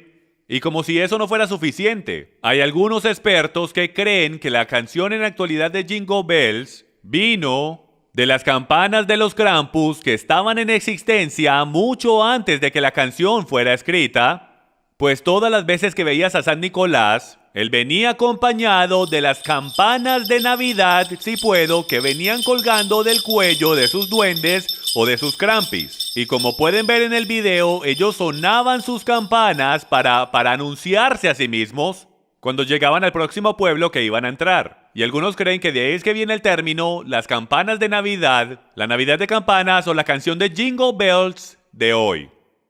Ahora vamos a entrar a descubrir exactamente de dónde vino Santa Claus. Ahora, ¿cómo fue que Odín terminó siendo Santa Claus? Aquí está la rendición o la evolución de cómo Odín terminó siendo Santa Claus. Para los 1500 en Holanda, allí él se convirtió en Sinterklaas. O sea que Odín se convirtió en Sinterklaas. Un amable y viejo hombre con barba blanca, vestido blanco, manto rojo y un báculo, el cual cabalgaba los cielos y techos de las casas en su caballo blanco, acompañado por sus duendes o Krampus, dejando regalos para la gente debajo de su sagrado árbol, el árbol de abeto. Él te visitaría en su cumpleaños, el 25 de diciembre por supuesto, y te daría regalos si había sido bueno, y si no había sido bueno, sus Krampus te golpearían. Y es increíble para mí que estas historias se encuentren a sí mismas en tradiciones modernas todavía el día de hoy. Tradiciones paganas de hace 2000, 3000 y 4000 años atrás que todavía encontramos en las culturas de hoy.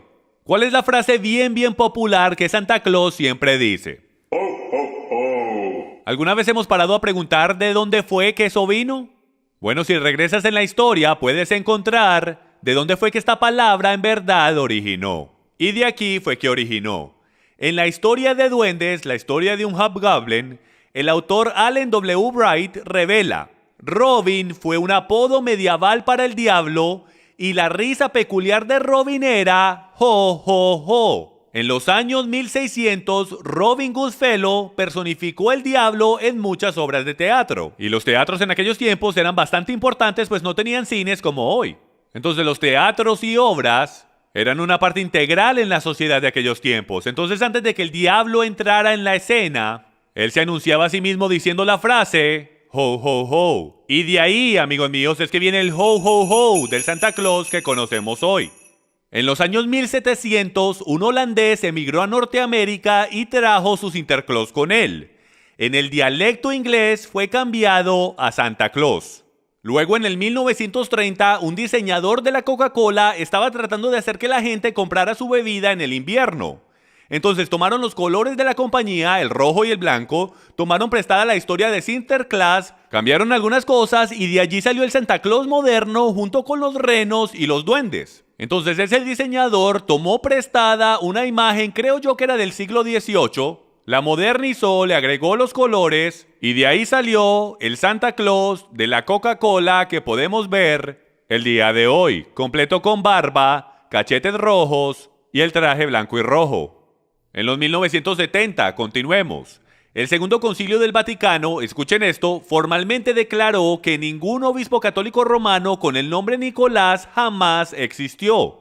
Le quitaron su categoría de santo porque llegó evidencia al Vaticano de que era posible que él nunca había existido, igual que muchos otros santos. El Segundo Concilio del Vaticano también confesó que las leyendas atribuidas a este santo no tenían ningún origen cristiano y que probablemente vinieron de tradiciones paganas. Entonces estamos viendo que San Nicolás, lo más probable, fue un santo que fue inventado, el cual estaba conectado con el dios del sol, o Odín, el cual terminó siendo Odín, al cual cristianizaron, lo hicieron un santo. Eventualmente los colores cambiaron, metieron a los duendes en la escena y fueron de ser malvados a enanitos lindos que hacen juguetes. Todo eso era modernización americana de algo que tiene orígenes malignos, paganos y diabólicos que vienen desde por allá atrás en el Edén donde comenzó todo el engaño. Miren lo que dice la enciclopedia World Book. La creencia que Santa Claus entra a la casa a través de la chimenea se desarrolló de una leyenda antigua nórdica. Los nórdicos creían que la diosa Herta aparecía en la chimenea y traía buena suerte a la casa. De ahí es en la actualidad de donde viene la palabra hearts en inglés. Viene de la palabra Herta, la cual era la diosa de los nórdicos. Entonces podemos ver directo de la enciclopedia World Book que el que Santa Claus baje por la chimenea no tiene nada que ver con alguna cosa que sea buena. Tiene todo que ver con un dios que va a través del fuego. Y amigos, yo solo conozco a un Dios que va a través de fuego, y ese es Satanás, el cual eventualmente va a ser tirado al lago de fuego. Continuemos. Los druidas dueños de casas dejaban dulces consistiendo de leche y pasteles para pacificar a este Dios que bajaba por la chimenea a sus casas. Entonces de ahí fue que sacamos la idea de galletitas y leche para Santa Claus. Nosotros creemos que nos lo inventamos y que es muy lindo. Pero esto viene desde hace mucho tiempo atrás, señoras y señores, desde los druidas. Cuando ellos ponían galletitas y leche para su dios, el cual bajaba por la chimenea en su cumpleaños el 25 de diciembre. Ahora hagamos la pregunta, señoras y señores. ¿Quién es quién? ¿A quién estamos sirviendo? ¿A Santa Claus o a Jesucristo? ¿A Yeshua el Mesías? ¿A quién le estamos presentando a nuestros hijos como el Salvador y Redentor de nuestras vidas, especialmente durante esta época del año? Bueno, vamos a descubrir algunas características que son increíblemente similares con nuestro Redentor y veamos si las debemos conectar. Primero, se dice que Santa Claus no tiene principio ni fin. Jesús no tiene principio ni fin. Santa Claus tiene su propio espíritu eterno, el espíritu de Navidad. Jesús tiene su propio espíritu eterno, el espíritu del Dios viviente. Santa Claus lo sabe todo. Jesús lo sabe todo. Santa Claus escribe nuestros nombres en un libro. Yeshua escribe nuestros nombres en el libro de la vida. Santa Claus tiene su pelo blanco como la nieve. Apocalipsis nos dice que Yeshua tiene su pelo blanco como la nieve. Santa Claus viaja durante la noche. Ahora empezamos a ver una diferencia entre los dos. Yeshua viaja durante el día. Todo lo que Yeshua hace es en la luz. Todo lo que Santa hace es en oscuridad. ¿Ven la diferencia? Es una diferencia sutil. Del cómo Satanás toma la verdad y simplemente la tuerce un poquitico. Continuemos.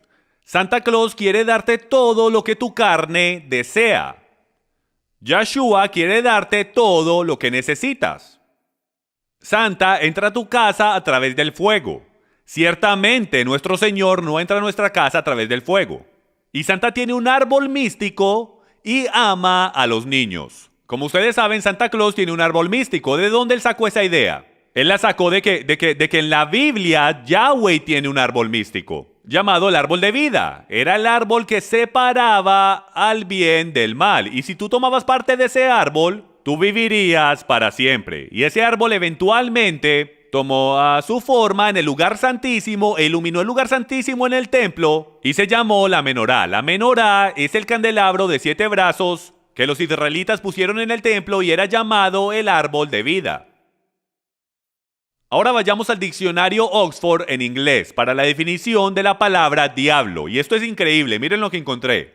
La definición se llama Satanás, Lucifer, Lucero, Belcebú y en lenguaje rústico popular es llamado el viejo Nick. Así es, el mismo viejo Nick del cual hemos estado hablando, el viejo Nick que dejamos que nuestros hijos se sienten en sus piernas en el centro comercial, el mismo viejo Nick que vemos en las películas. Bueno, ese viejo Nick en los tiempos antiguos era más bien conocido de esta manera. Este es el mismo viejo Nick al cual desde tiempos antiguos Hasatán, Satanás, siempre había sido conectado. Y de nuevo, pero eso no es lo que significa para mí. Y yo espero que para ahora ya hayan entendido que no es que significa para mí. No importa lo que significa para mí, solo importa lo que significa para él. Estas cosas son difíciles de aceptar, no hay duda alguna. Cuando yo aprendí esto al principio me hizo shock en lo más profundo y yo dije, bueno, ¿y ahora yo qué hago con todo esto? ¿Cómo aplico esto en mi caminar y en mi vida espiritual? Bueno, hablaremos de eso en un momento, pero la realidad es que por favor, hágase humilde delante de los hechos que están siendo presentados aquí hoy. Y pídale al Padre lo que usted debería hacer con su familia conociendo estos hechos. Y recuerda, no importa lo que significa para nosotros, solo lo que significa para Él. Regresando a Odín, el símbolo principal de este ser místico que tenía poderes como un dios era el árbol eterno de abeto. A diferencia, como si usted ve a la mano izquierda, el símbolo principal del verdadero Dios Yahweh, desde el huerto en Génesis hasta la Nueva Jerusalén en Apocalipsis, es el árbol de vida, lo cual es la menorá de 7 ramas que estaba en el lugar santísimo. Ahora, el árbol de Navidad. Árboles han sido adorados por toda cultura pagana en el mundo, y eran un símbolo principal de adoración al dios del sol y de fertilidad. El árbol de Navidad tomó el lugar del obelisco en los hogares paganos. El árbol de abeto tomó el lugar de ese obelisco como una imagen o representación del dios del sol. Por eso era que ponían ese disco solar o esa estrella de 8 puntos encima de él. El árbol de abeto era dicho ser mágico porque permanecía verde todo el año. Era decorado en algunas culturas con frutas para simbolizar nueva vida. Y en otras culturas era decorado con 12 velas para honrar sus dioses del sol. Y es porque la fiesta de Saturnalia duraba 12 días. De ahí es que sacamos los 12 días de la Navidad. Hoy en día hasta le cantamos canciones, igualito como lo hacían en los rituales antiguos de adoración pagana.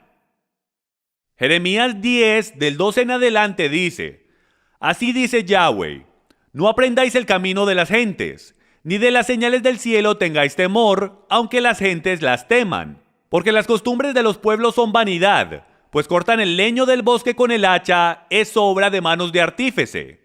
Lo adornan con plata y oro, con clavos y martillo lo afirman para que no se mueva. Erguidos están como palmera, pero no hablan. Necesitan ser llevados porque no pueden andar. No tengáis temor de ellos, porque no pueden hacer mal, ni para hacer bien tienen poder.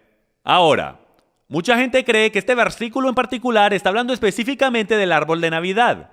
La realidad del tema es que este versículo en verdad no está conectado con árboles de Navidad. Esto está más conectado con la idea de que fueron a los bosques y tomaron árboles y luego ellos los tallaban y decoraban a sus ídolos con oro y plata. Y lo que les quería mostrar en esta escritura es que toda la idea de decorarlos con oro y plata, como las bolas, lo cual en la actualidad, lo crea o no, representa en culturas antiguas los testículos del dios del sol, que iban en el mástil de Baal, junto con el símbolo del rito pagano de fertilidad y la rueda del sol encima de él. De ahí fue que sacamos la idea del oro y plata. Fue de que ellos decoraban sus ídolos con oro y plata. Entonces esto era lo que yo quería sacar de esta escritura, no necesariamente de que estaban cortando un árbol de Navidad. Esa tradición no vino hasta mucho después. Pero de aquí fue que se sacó la idea, porque los ídolos eran decorados con oro y plata.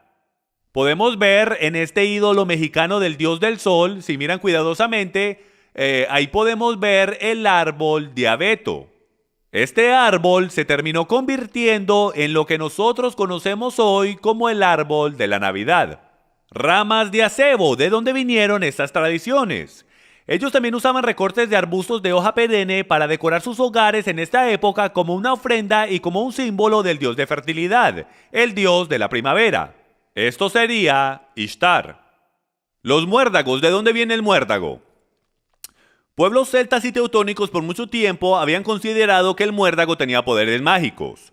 Se decía que tenía la habilidad de sanar heridas y aumentar la fertilidad. Los celtas lo ofrecían a sus dioses en oración y colgaban muérdagos en sus hogares para alejar espíritus malos, ¿ok? Y también aprendí en mis estudios que durante la fiesta de Saturnalia con los romanos, ellos colgaban estos muérdagos por todos lados y tenían borracheras y orgías debajo de estos muérdagos, los cuales se decía que incrementaban la fertilidad. Por eso es que hoy en día nos besamos debajo del muérdago. Eso viene desde por allá atrás, durante la celebración de fornicación en Roma, durante la fiesta de Saturnalia.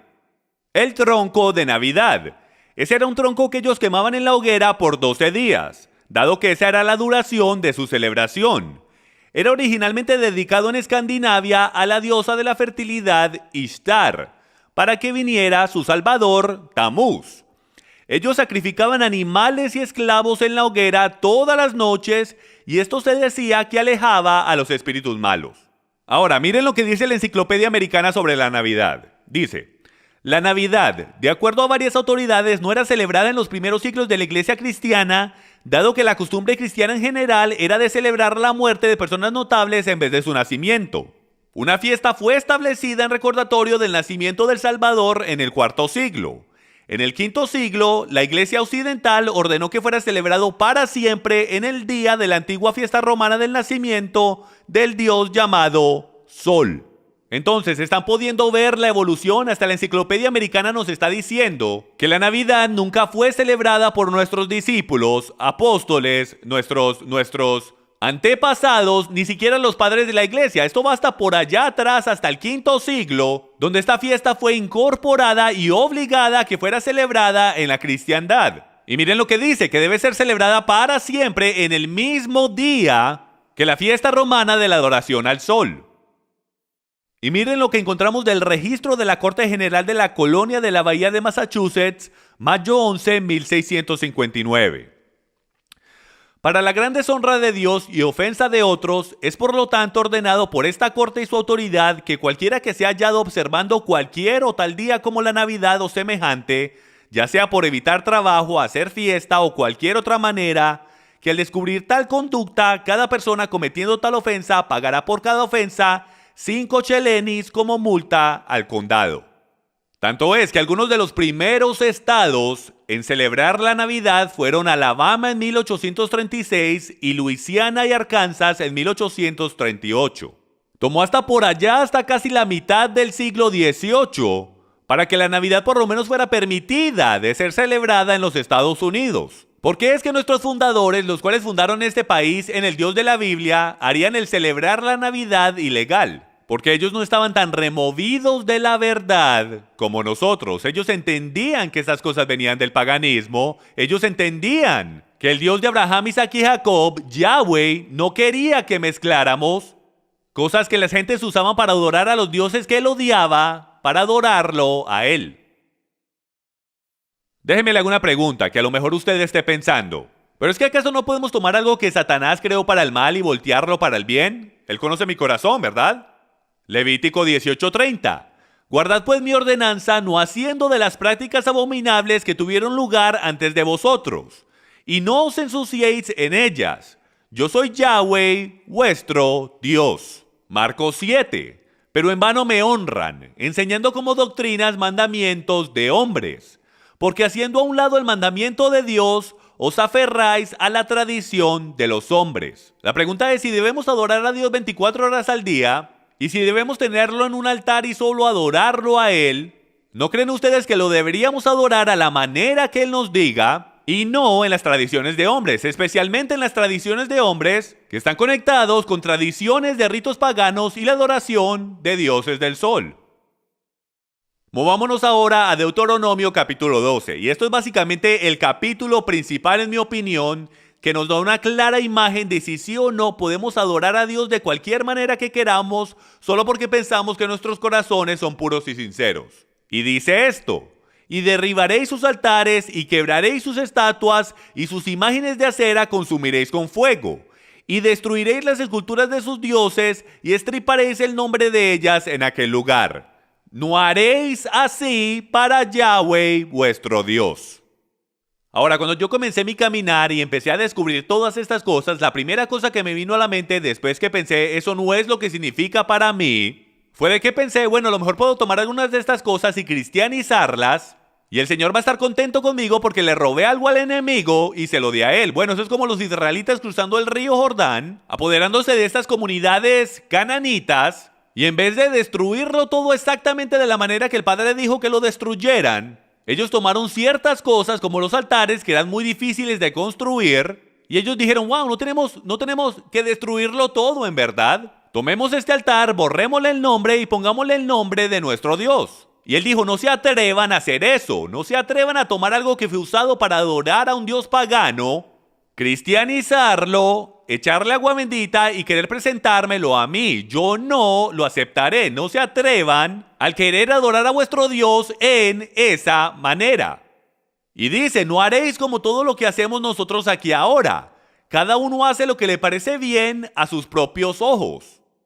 Miren lo que dice el versículo 29. Cuando hubiere devastado delante de ti Yahweh tu Dios las naciones a donde tú vas para poseerlas y las heredares y habitares en su tierra, guárdate que no tropieces en pos de ellas. Después que fueren destruidas delante de ti, no preguntes acerca de sus dioses diciendo, de la manera que servían aquellas naciones a sus dioses, así haré yo también. Lo que estaba sucediendo era que estaban entrando en estas comunidades y como israelitas creativos estaban tomando algunas de las cosas creativas que los paganos usaban para servir a sus dioses y estaban tomando algunas de esas ideas para servir al gran Dios Yahweh. Y esto es lo que Yahweh dice sobre el tema. Él dice en el versículo 31, no harás así a Yahweh tu Dios, al Señor tu Dios, porque todo lo que Yahweh aborrece hicieron ellos a sus dioses. Pues aún a sus hijos e hijas quemaban en el fuego a sus dioses. Cuidaréis de hacer todo lo que yo os mando. No añadirás a ello ni quitarás de ello. Punto. Deuteronomio 12:32. Entonces podemos ver muy claramente instrucciones de que nosotros no tenemos ningún derecho como creyentes de tomar cualquier cosa que haya sido instituida, dedicada para la adoración de otros dioses y literalmente a cristianizarlas y utilizarlas para la adoración de nuestro Dios. Sencillamente no podemos hacerlo. ¿Por qué? Es muy similar a esta analogía. Es básicamente como ustedes esposos allá afuera que todos los años les compran a sus esposas un regalo de aniversario. Bueno, pretendamos que tu esposa, digamos mejor el cumpleaños. Si el cumpleaños de tu esposa es el 27 de abril y todos los años en el 27 de abril le compras un regalo de cumpleaños como deberías. Pero pretendamos que tú tenías una antigua novia y su cumpleaños era el 27 de marzo. Y entonces tú saliste con esta mujer por 10 años y es más fácil que te recuerdes del 27 de marzo que el 27 de abril. Entonces imagínate ir donde tu esposa y decir, mi amor, ¿tú sabes qué? Es tan difícil para mí el recordarme tu cumpleaños ¿Te molestaría si cambiamos tu cumpleaños del 27 de abril al 27 de marzo?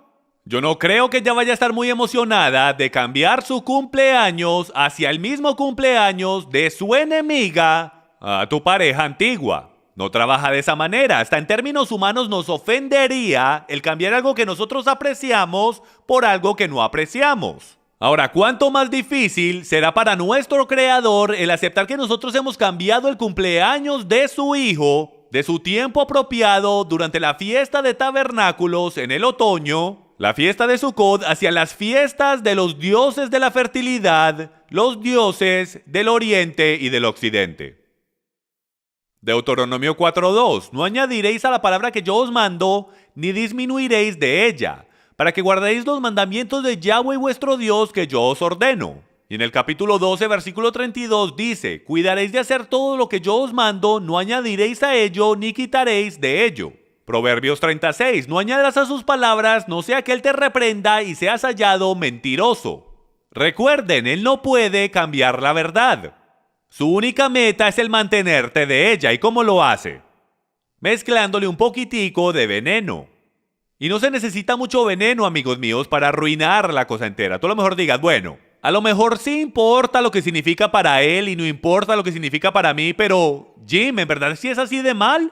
Se siente tan bien el celebrar la Navidad y la Pascua y el hacer las cosas de la manera que siempre las hemos hecho. Amigos, no vivimos de la manera que nos sentimos, vivimos de la manera que él se siente, y la realidad es que cuánta información de la que estoy presentando aquí hoy tiene que ser verdad antes de que todo se envenene. Si yo tuviese un vaso de agua pura y le echase solo una gotica de veneno, ¿se lo tomaría usted? Por supuesto que no, aunque no lo pudieras ver, aunque aparentara el ser puro, aunque supiera puro, tú ciertamente no lo beberías. De la misma manera, yo no sé usted, pero de la manera que yo leo mi Biblia me dice que Él nos entregó su palabra pura. Y nunca ha sido su intención de que nosotros le agregáramos a ella y le quitáramos a ella. Nosotros debemos hacer cosas bíblicas de manera bíblica porque en su sistema siempre se produce el fruto de vida. El árbol de vida se produce dentro de nosotros cuando hacemos las cosas a su manera. Cuando no hacemos las cosas a su manera, cuando mezclamos la verdad con la mentira, lo que sucede es que lo que crece dentro de nosotros es el conocimiento del árbol del bien y el mal.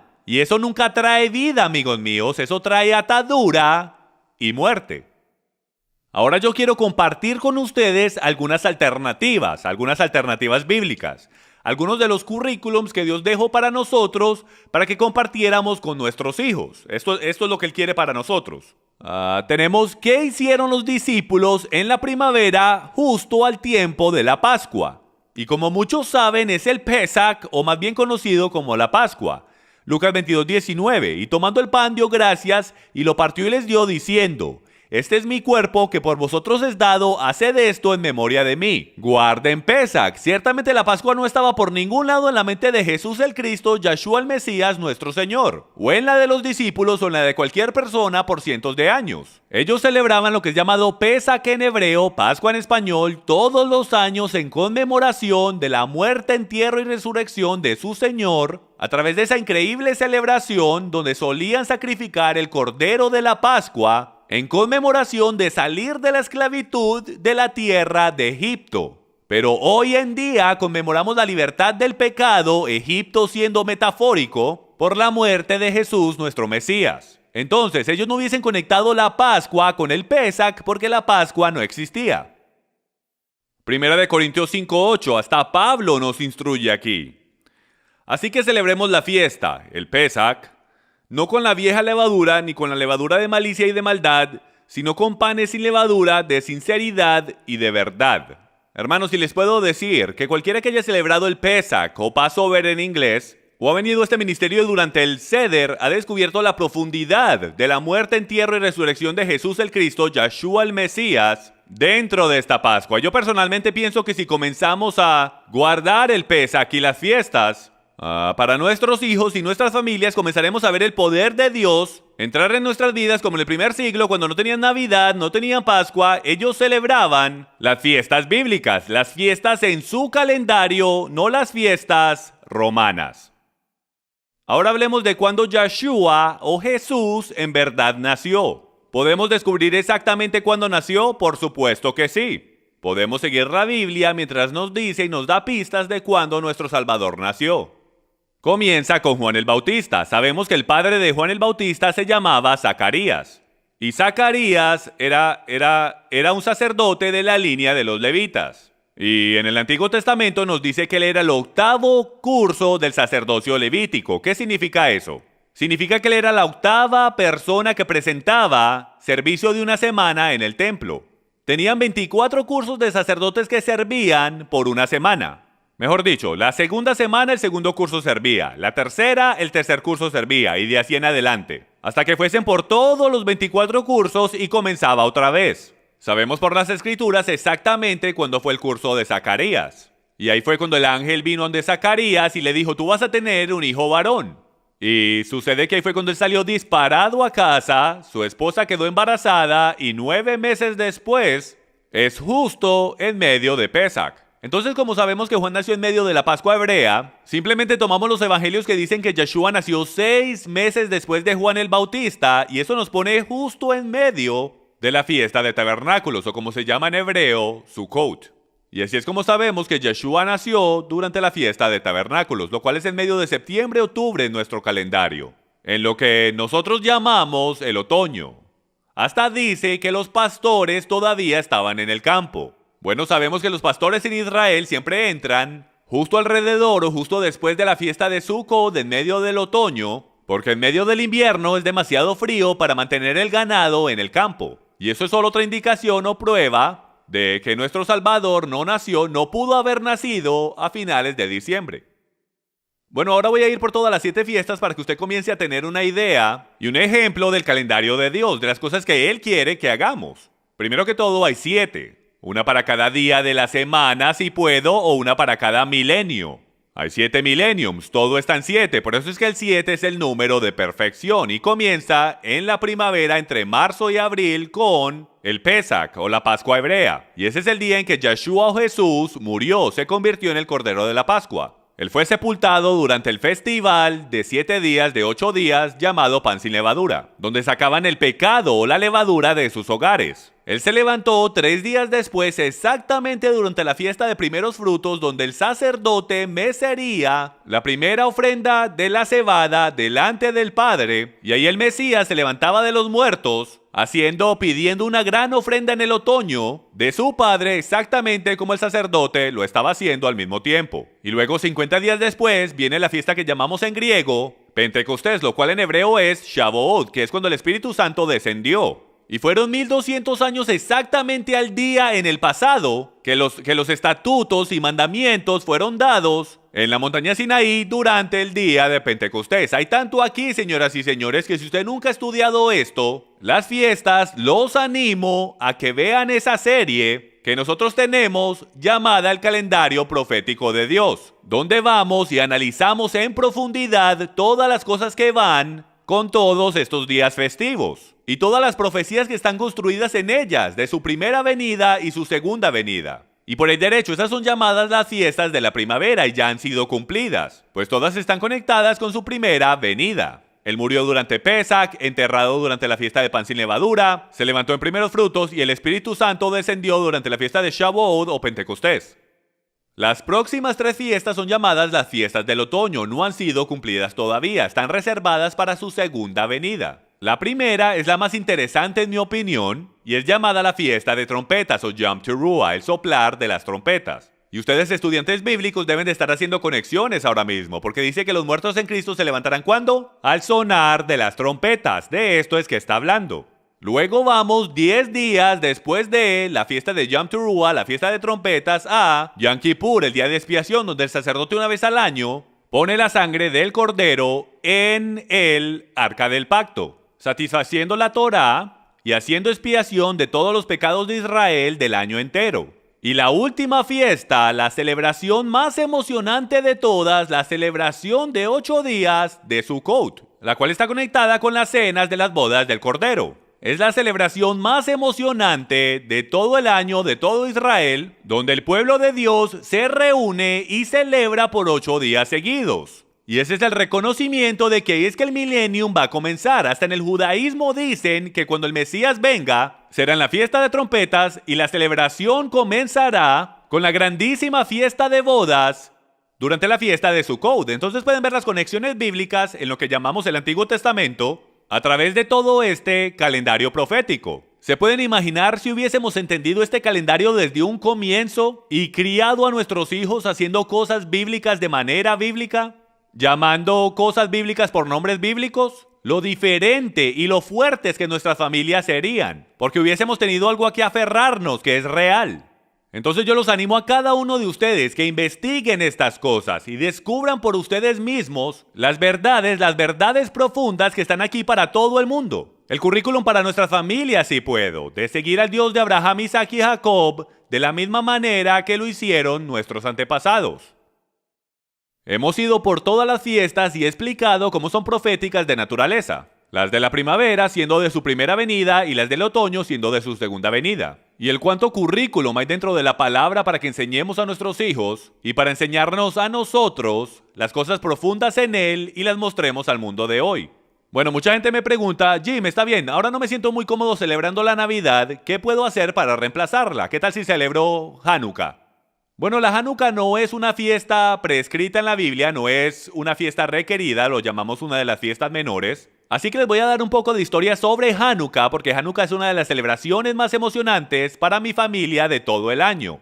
Mis niñas anhelan la llegada de la Hanukkah todos los años. Entonces déjenme, les doy un resumen de 50 segundos de dónde vino la Hanukkah. Porque la mayoría de ustedes no están familiarizados con esta celebración porque es una celebración judía desde nuestra perspectiva. Bueno, si regresas en el tiempo, como 170 años antes de que Jesús apareciera en la escena, como el 168 AC, como 100 años después de que Alejandro Magno había conquistado la mayoría del mundo conocido, otro rey tomó poder. Y el nombre de ese rey era Antíoco Epífanes IV. Y él era un rey malvado, él era un griego. Y ellos entraron a Jerusalén, se apoderaron de Jerusalén y pusieron una estatua de Zeus en el templo. Y entonces no le permitían al pueblo judío de aquel tiempo que le sacrificaran a Yahweh y que practicaran su religión. Eran muy fuertes con ellos y los maltrataban. Hasta que un día ya no aguantaron más. Y ahí el pueblo judío decidió que iban a volver a recuperar el templo de su Dios. Y el hombre que se hizo a cargo de esa ofensiva fue Judá Macabeo, él, los que lo seguían y toda su familia. Bueno, ellos lo lograron y recuperaron el templo. Y ellos hicieron una gigantesca celebración por 8 días después de eso, la cual se comenzó a llamar como el Festival de Luces, el cual celebraron por 8 días, lo más seguro, porque no habían tenido la oportunidad de celebrar la fiesta de Sukkot, que también duraba 8 días porque estaban en servidumbre hacia los griegos. Entonces, todos los años después de eso, todo el camino hasta la llegada de Jesús, podemos ver en los evangelios que Jesús fue y celebró la fiesta de dedicación. Y la fiesta de dedicación en hebreo es Hanukkah. Entonces, podemos ver en los evangelios que hasta Jesús mismo celebró el Festival de Luces. Tanto ese era el mismo tiempo en el año en que él fue concebido. Miren eso, nuestro Mesías, la luz del mundo, fue concebido durante el Festival de Luces. Esta ha sido una muy emocionante celebración para esos de nosotros que hemos decidido reemplazar la tradición de hombres de la Navidad con la celebración bíblica de la Hanukkah. Ahora, Hanukkah se puede encontrar en los evangelios cuando Jesús fue a Jerusalén y él celebró lo que es llamado la fiesta de dedicación. Y la palabra dedicación ahí en el hebreo, en el lenguaje original, es Hanukkah. Hanukkah significa dedicación, es el tiempo cuando el templo fue rededicado, como ya les expliqué. Entonces, de la manera que esto se relaciona con nosotros como creyentes en Yeshua, es de que nosotros somos el templo del Espíritu Santo, y el enemigo ha tratado de apoderarse de nuestro templo, y de gobernarnos por completo, y poner cosas inmundas en nuestros cuerpos, para hacernos sus esclavos. Bueno, Jesús ha sido enviado, como ya saben, para librarnos de las cadenas de muerte y pecado. Entonces, de una manera increíble, nuestras vidas no son más nada que Hanukkah, dedicación. Estamos constantemente rededicando nuestros templos. Es una fiesta fenomenal para recordarnos que debemos rededicar nuestros templos, nuestras vidas, hacia nuestro Mesías y de sacar lo que el enemigo ha puesto dentro de él, lo cual es inmundo. Bueno, y esto se hace a través de 9 velas. Es una celebración de 8 días. Y la vela del medio se sienta un poco más alta que las demás, como pueden ver ahí. Y ella se llama la vela Shamash, la vela sierva, la cual representa a Yeshua. Y la vela sierva es la que enciende todas las otras velas, una cada una de las noches. Y mientras yo voy a través de ellas con mis hijas, comenzamos con la luz de la creación, pues cada una de las velas tiene un significado diferente en las escrituras, desde la luz de los mandamientos a la luz de Israel, a la luz del Mesías, de los discípulos, de nosotros, todo el camino hasta el milenio. Y de esta manera mis hijas aprenden las escrituras, algo que es verdadero, algo que es emocionante. No es una fiesta materialista, reciben un regalo al año durante Hanukkah y a ellas les encanta. ¿Por qué? Porque traemos visita, es como el Día de Acción de Gracias todas las noches, vamos a las casas de otros, ellos vienen a la nuestra, es una celebración que amamos y nos encanta y lo mejor de todo es que la podemos encontrar en las escrituras. Entonces los animo a que aprendan sobre esta fiesta y la consideren como una alternativa a la Navidad. Los bendecirá de gran manera como lo ha hecho para mi familia. Amigos míos, hasta algunos de los líderes cristianos más influyentes en los Estados Unidos se rehusaban a celebrar la Navidad y la Pascua porque conocían sus orígenes paganos. Miren lo que dijo Charles Spurgeon el 24 de diciembre de 1871. No tenemos estima supersticiosa por tiempos y temporadas. Ciertamente no creemos en el presente arreglo eclesiástico llamado Navidad. Primero, porque no creemos en la misa en nada, sino la odiamos, ya sea dicha o cantada en latín o en inglés. Y esto fue el día antes de la Navidad. Y continuó diciendo, y segundo, porque no hallamos ninguna orden escritural para observar ningún día como el nacimiento del Salvador. Y a consecuencia, su observación es una superstición porque no es de divina autoridad. Amigos míos, este era uno de los pastores más espiritualmente respetados en todos los Estados Unidos, Charles Spurgeon. Y él mismo lo dijo, la Navidad no tiene ningún origen divino, no tiene ninguna autoridad divina, absolutamente no lo debemos celebrar porque él sabía que esto viene de culturas antiguas paganas y de orígenes cúlticos.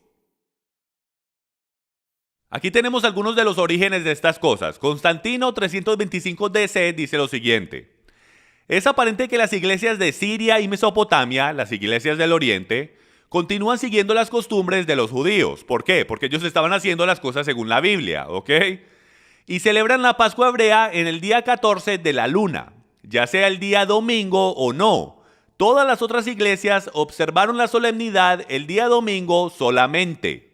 Y la razón por lo que esto es tan importante es porque la Biblia dice que celebremos la Pascua hebrea o el Pesach en el día 14 de Nisan, ¿ok?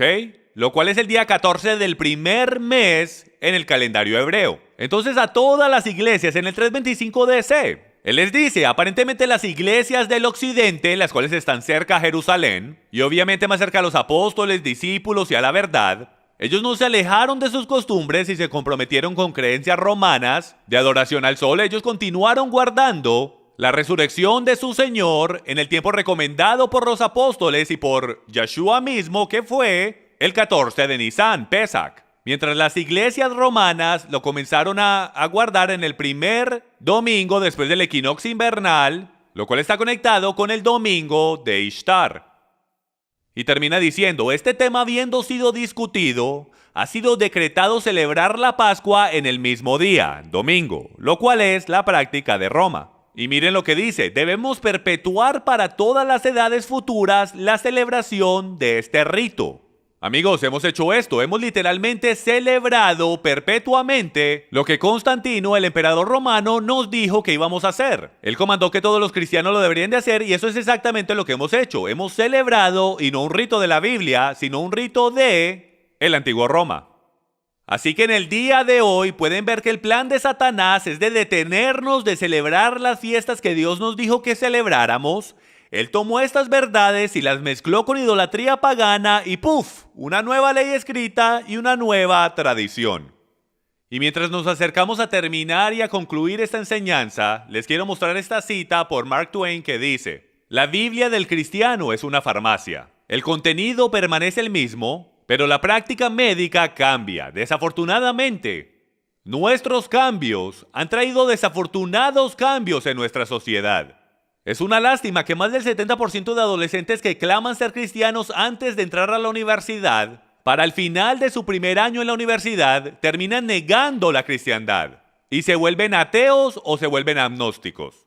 No debería ser así.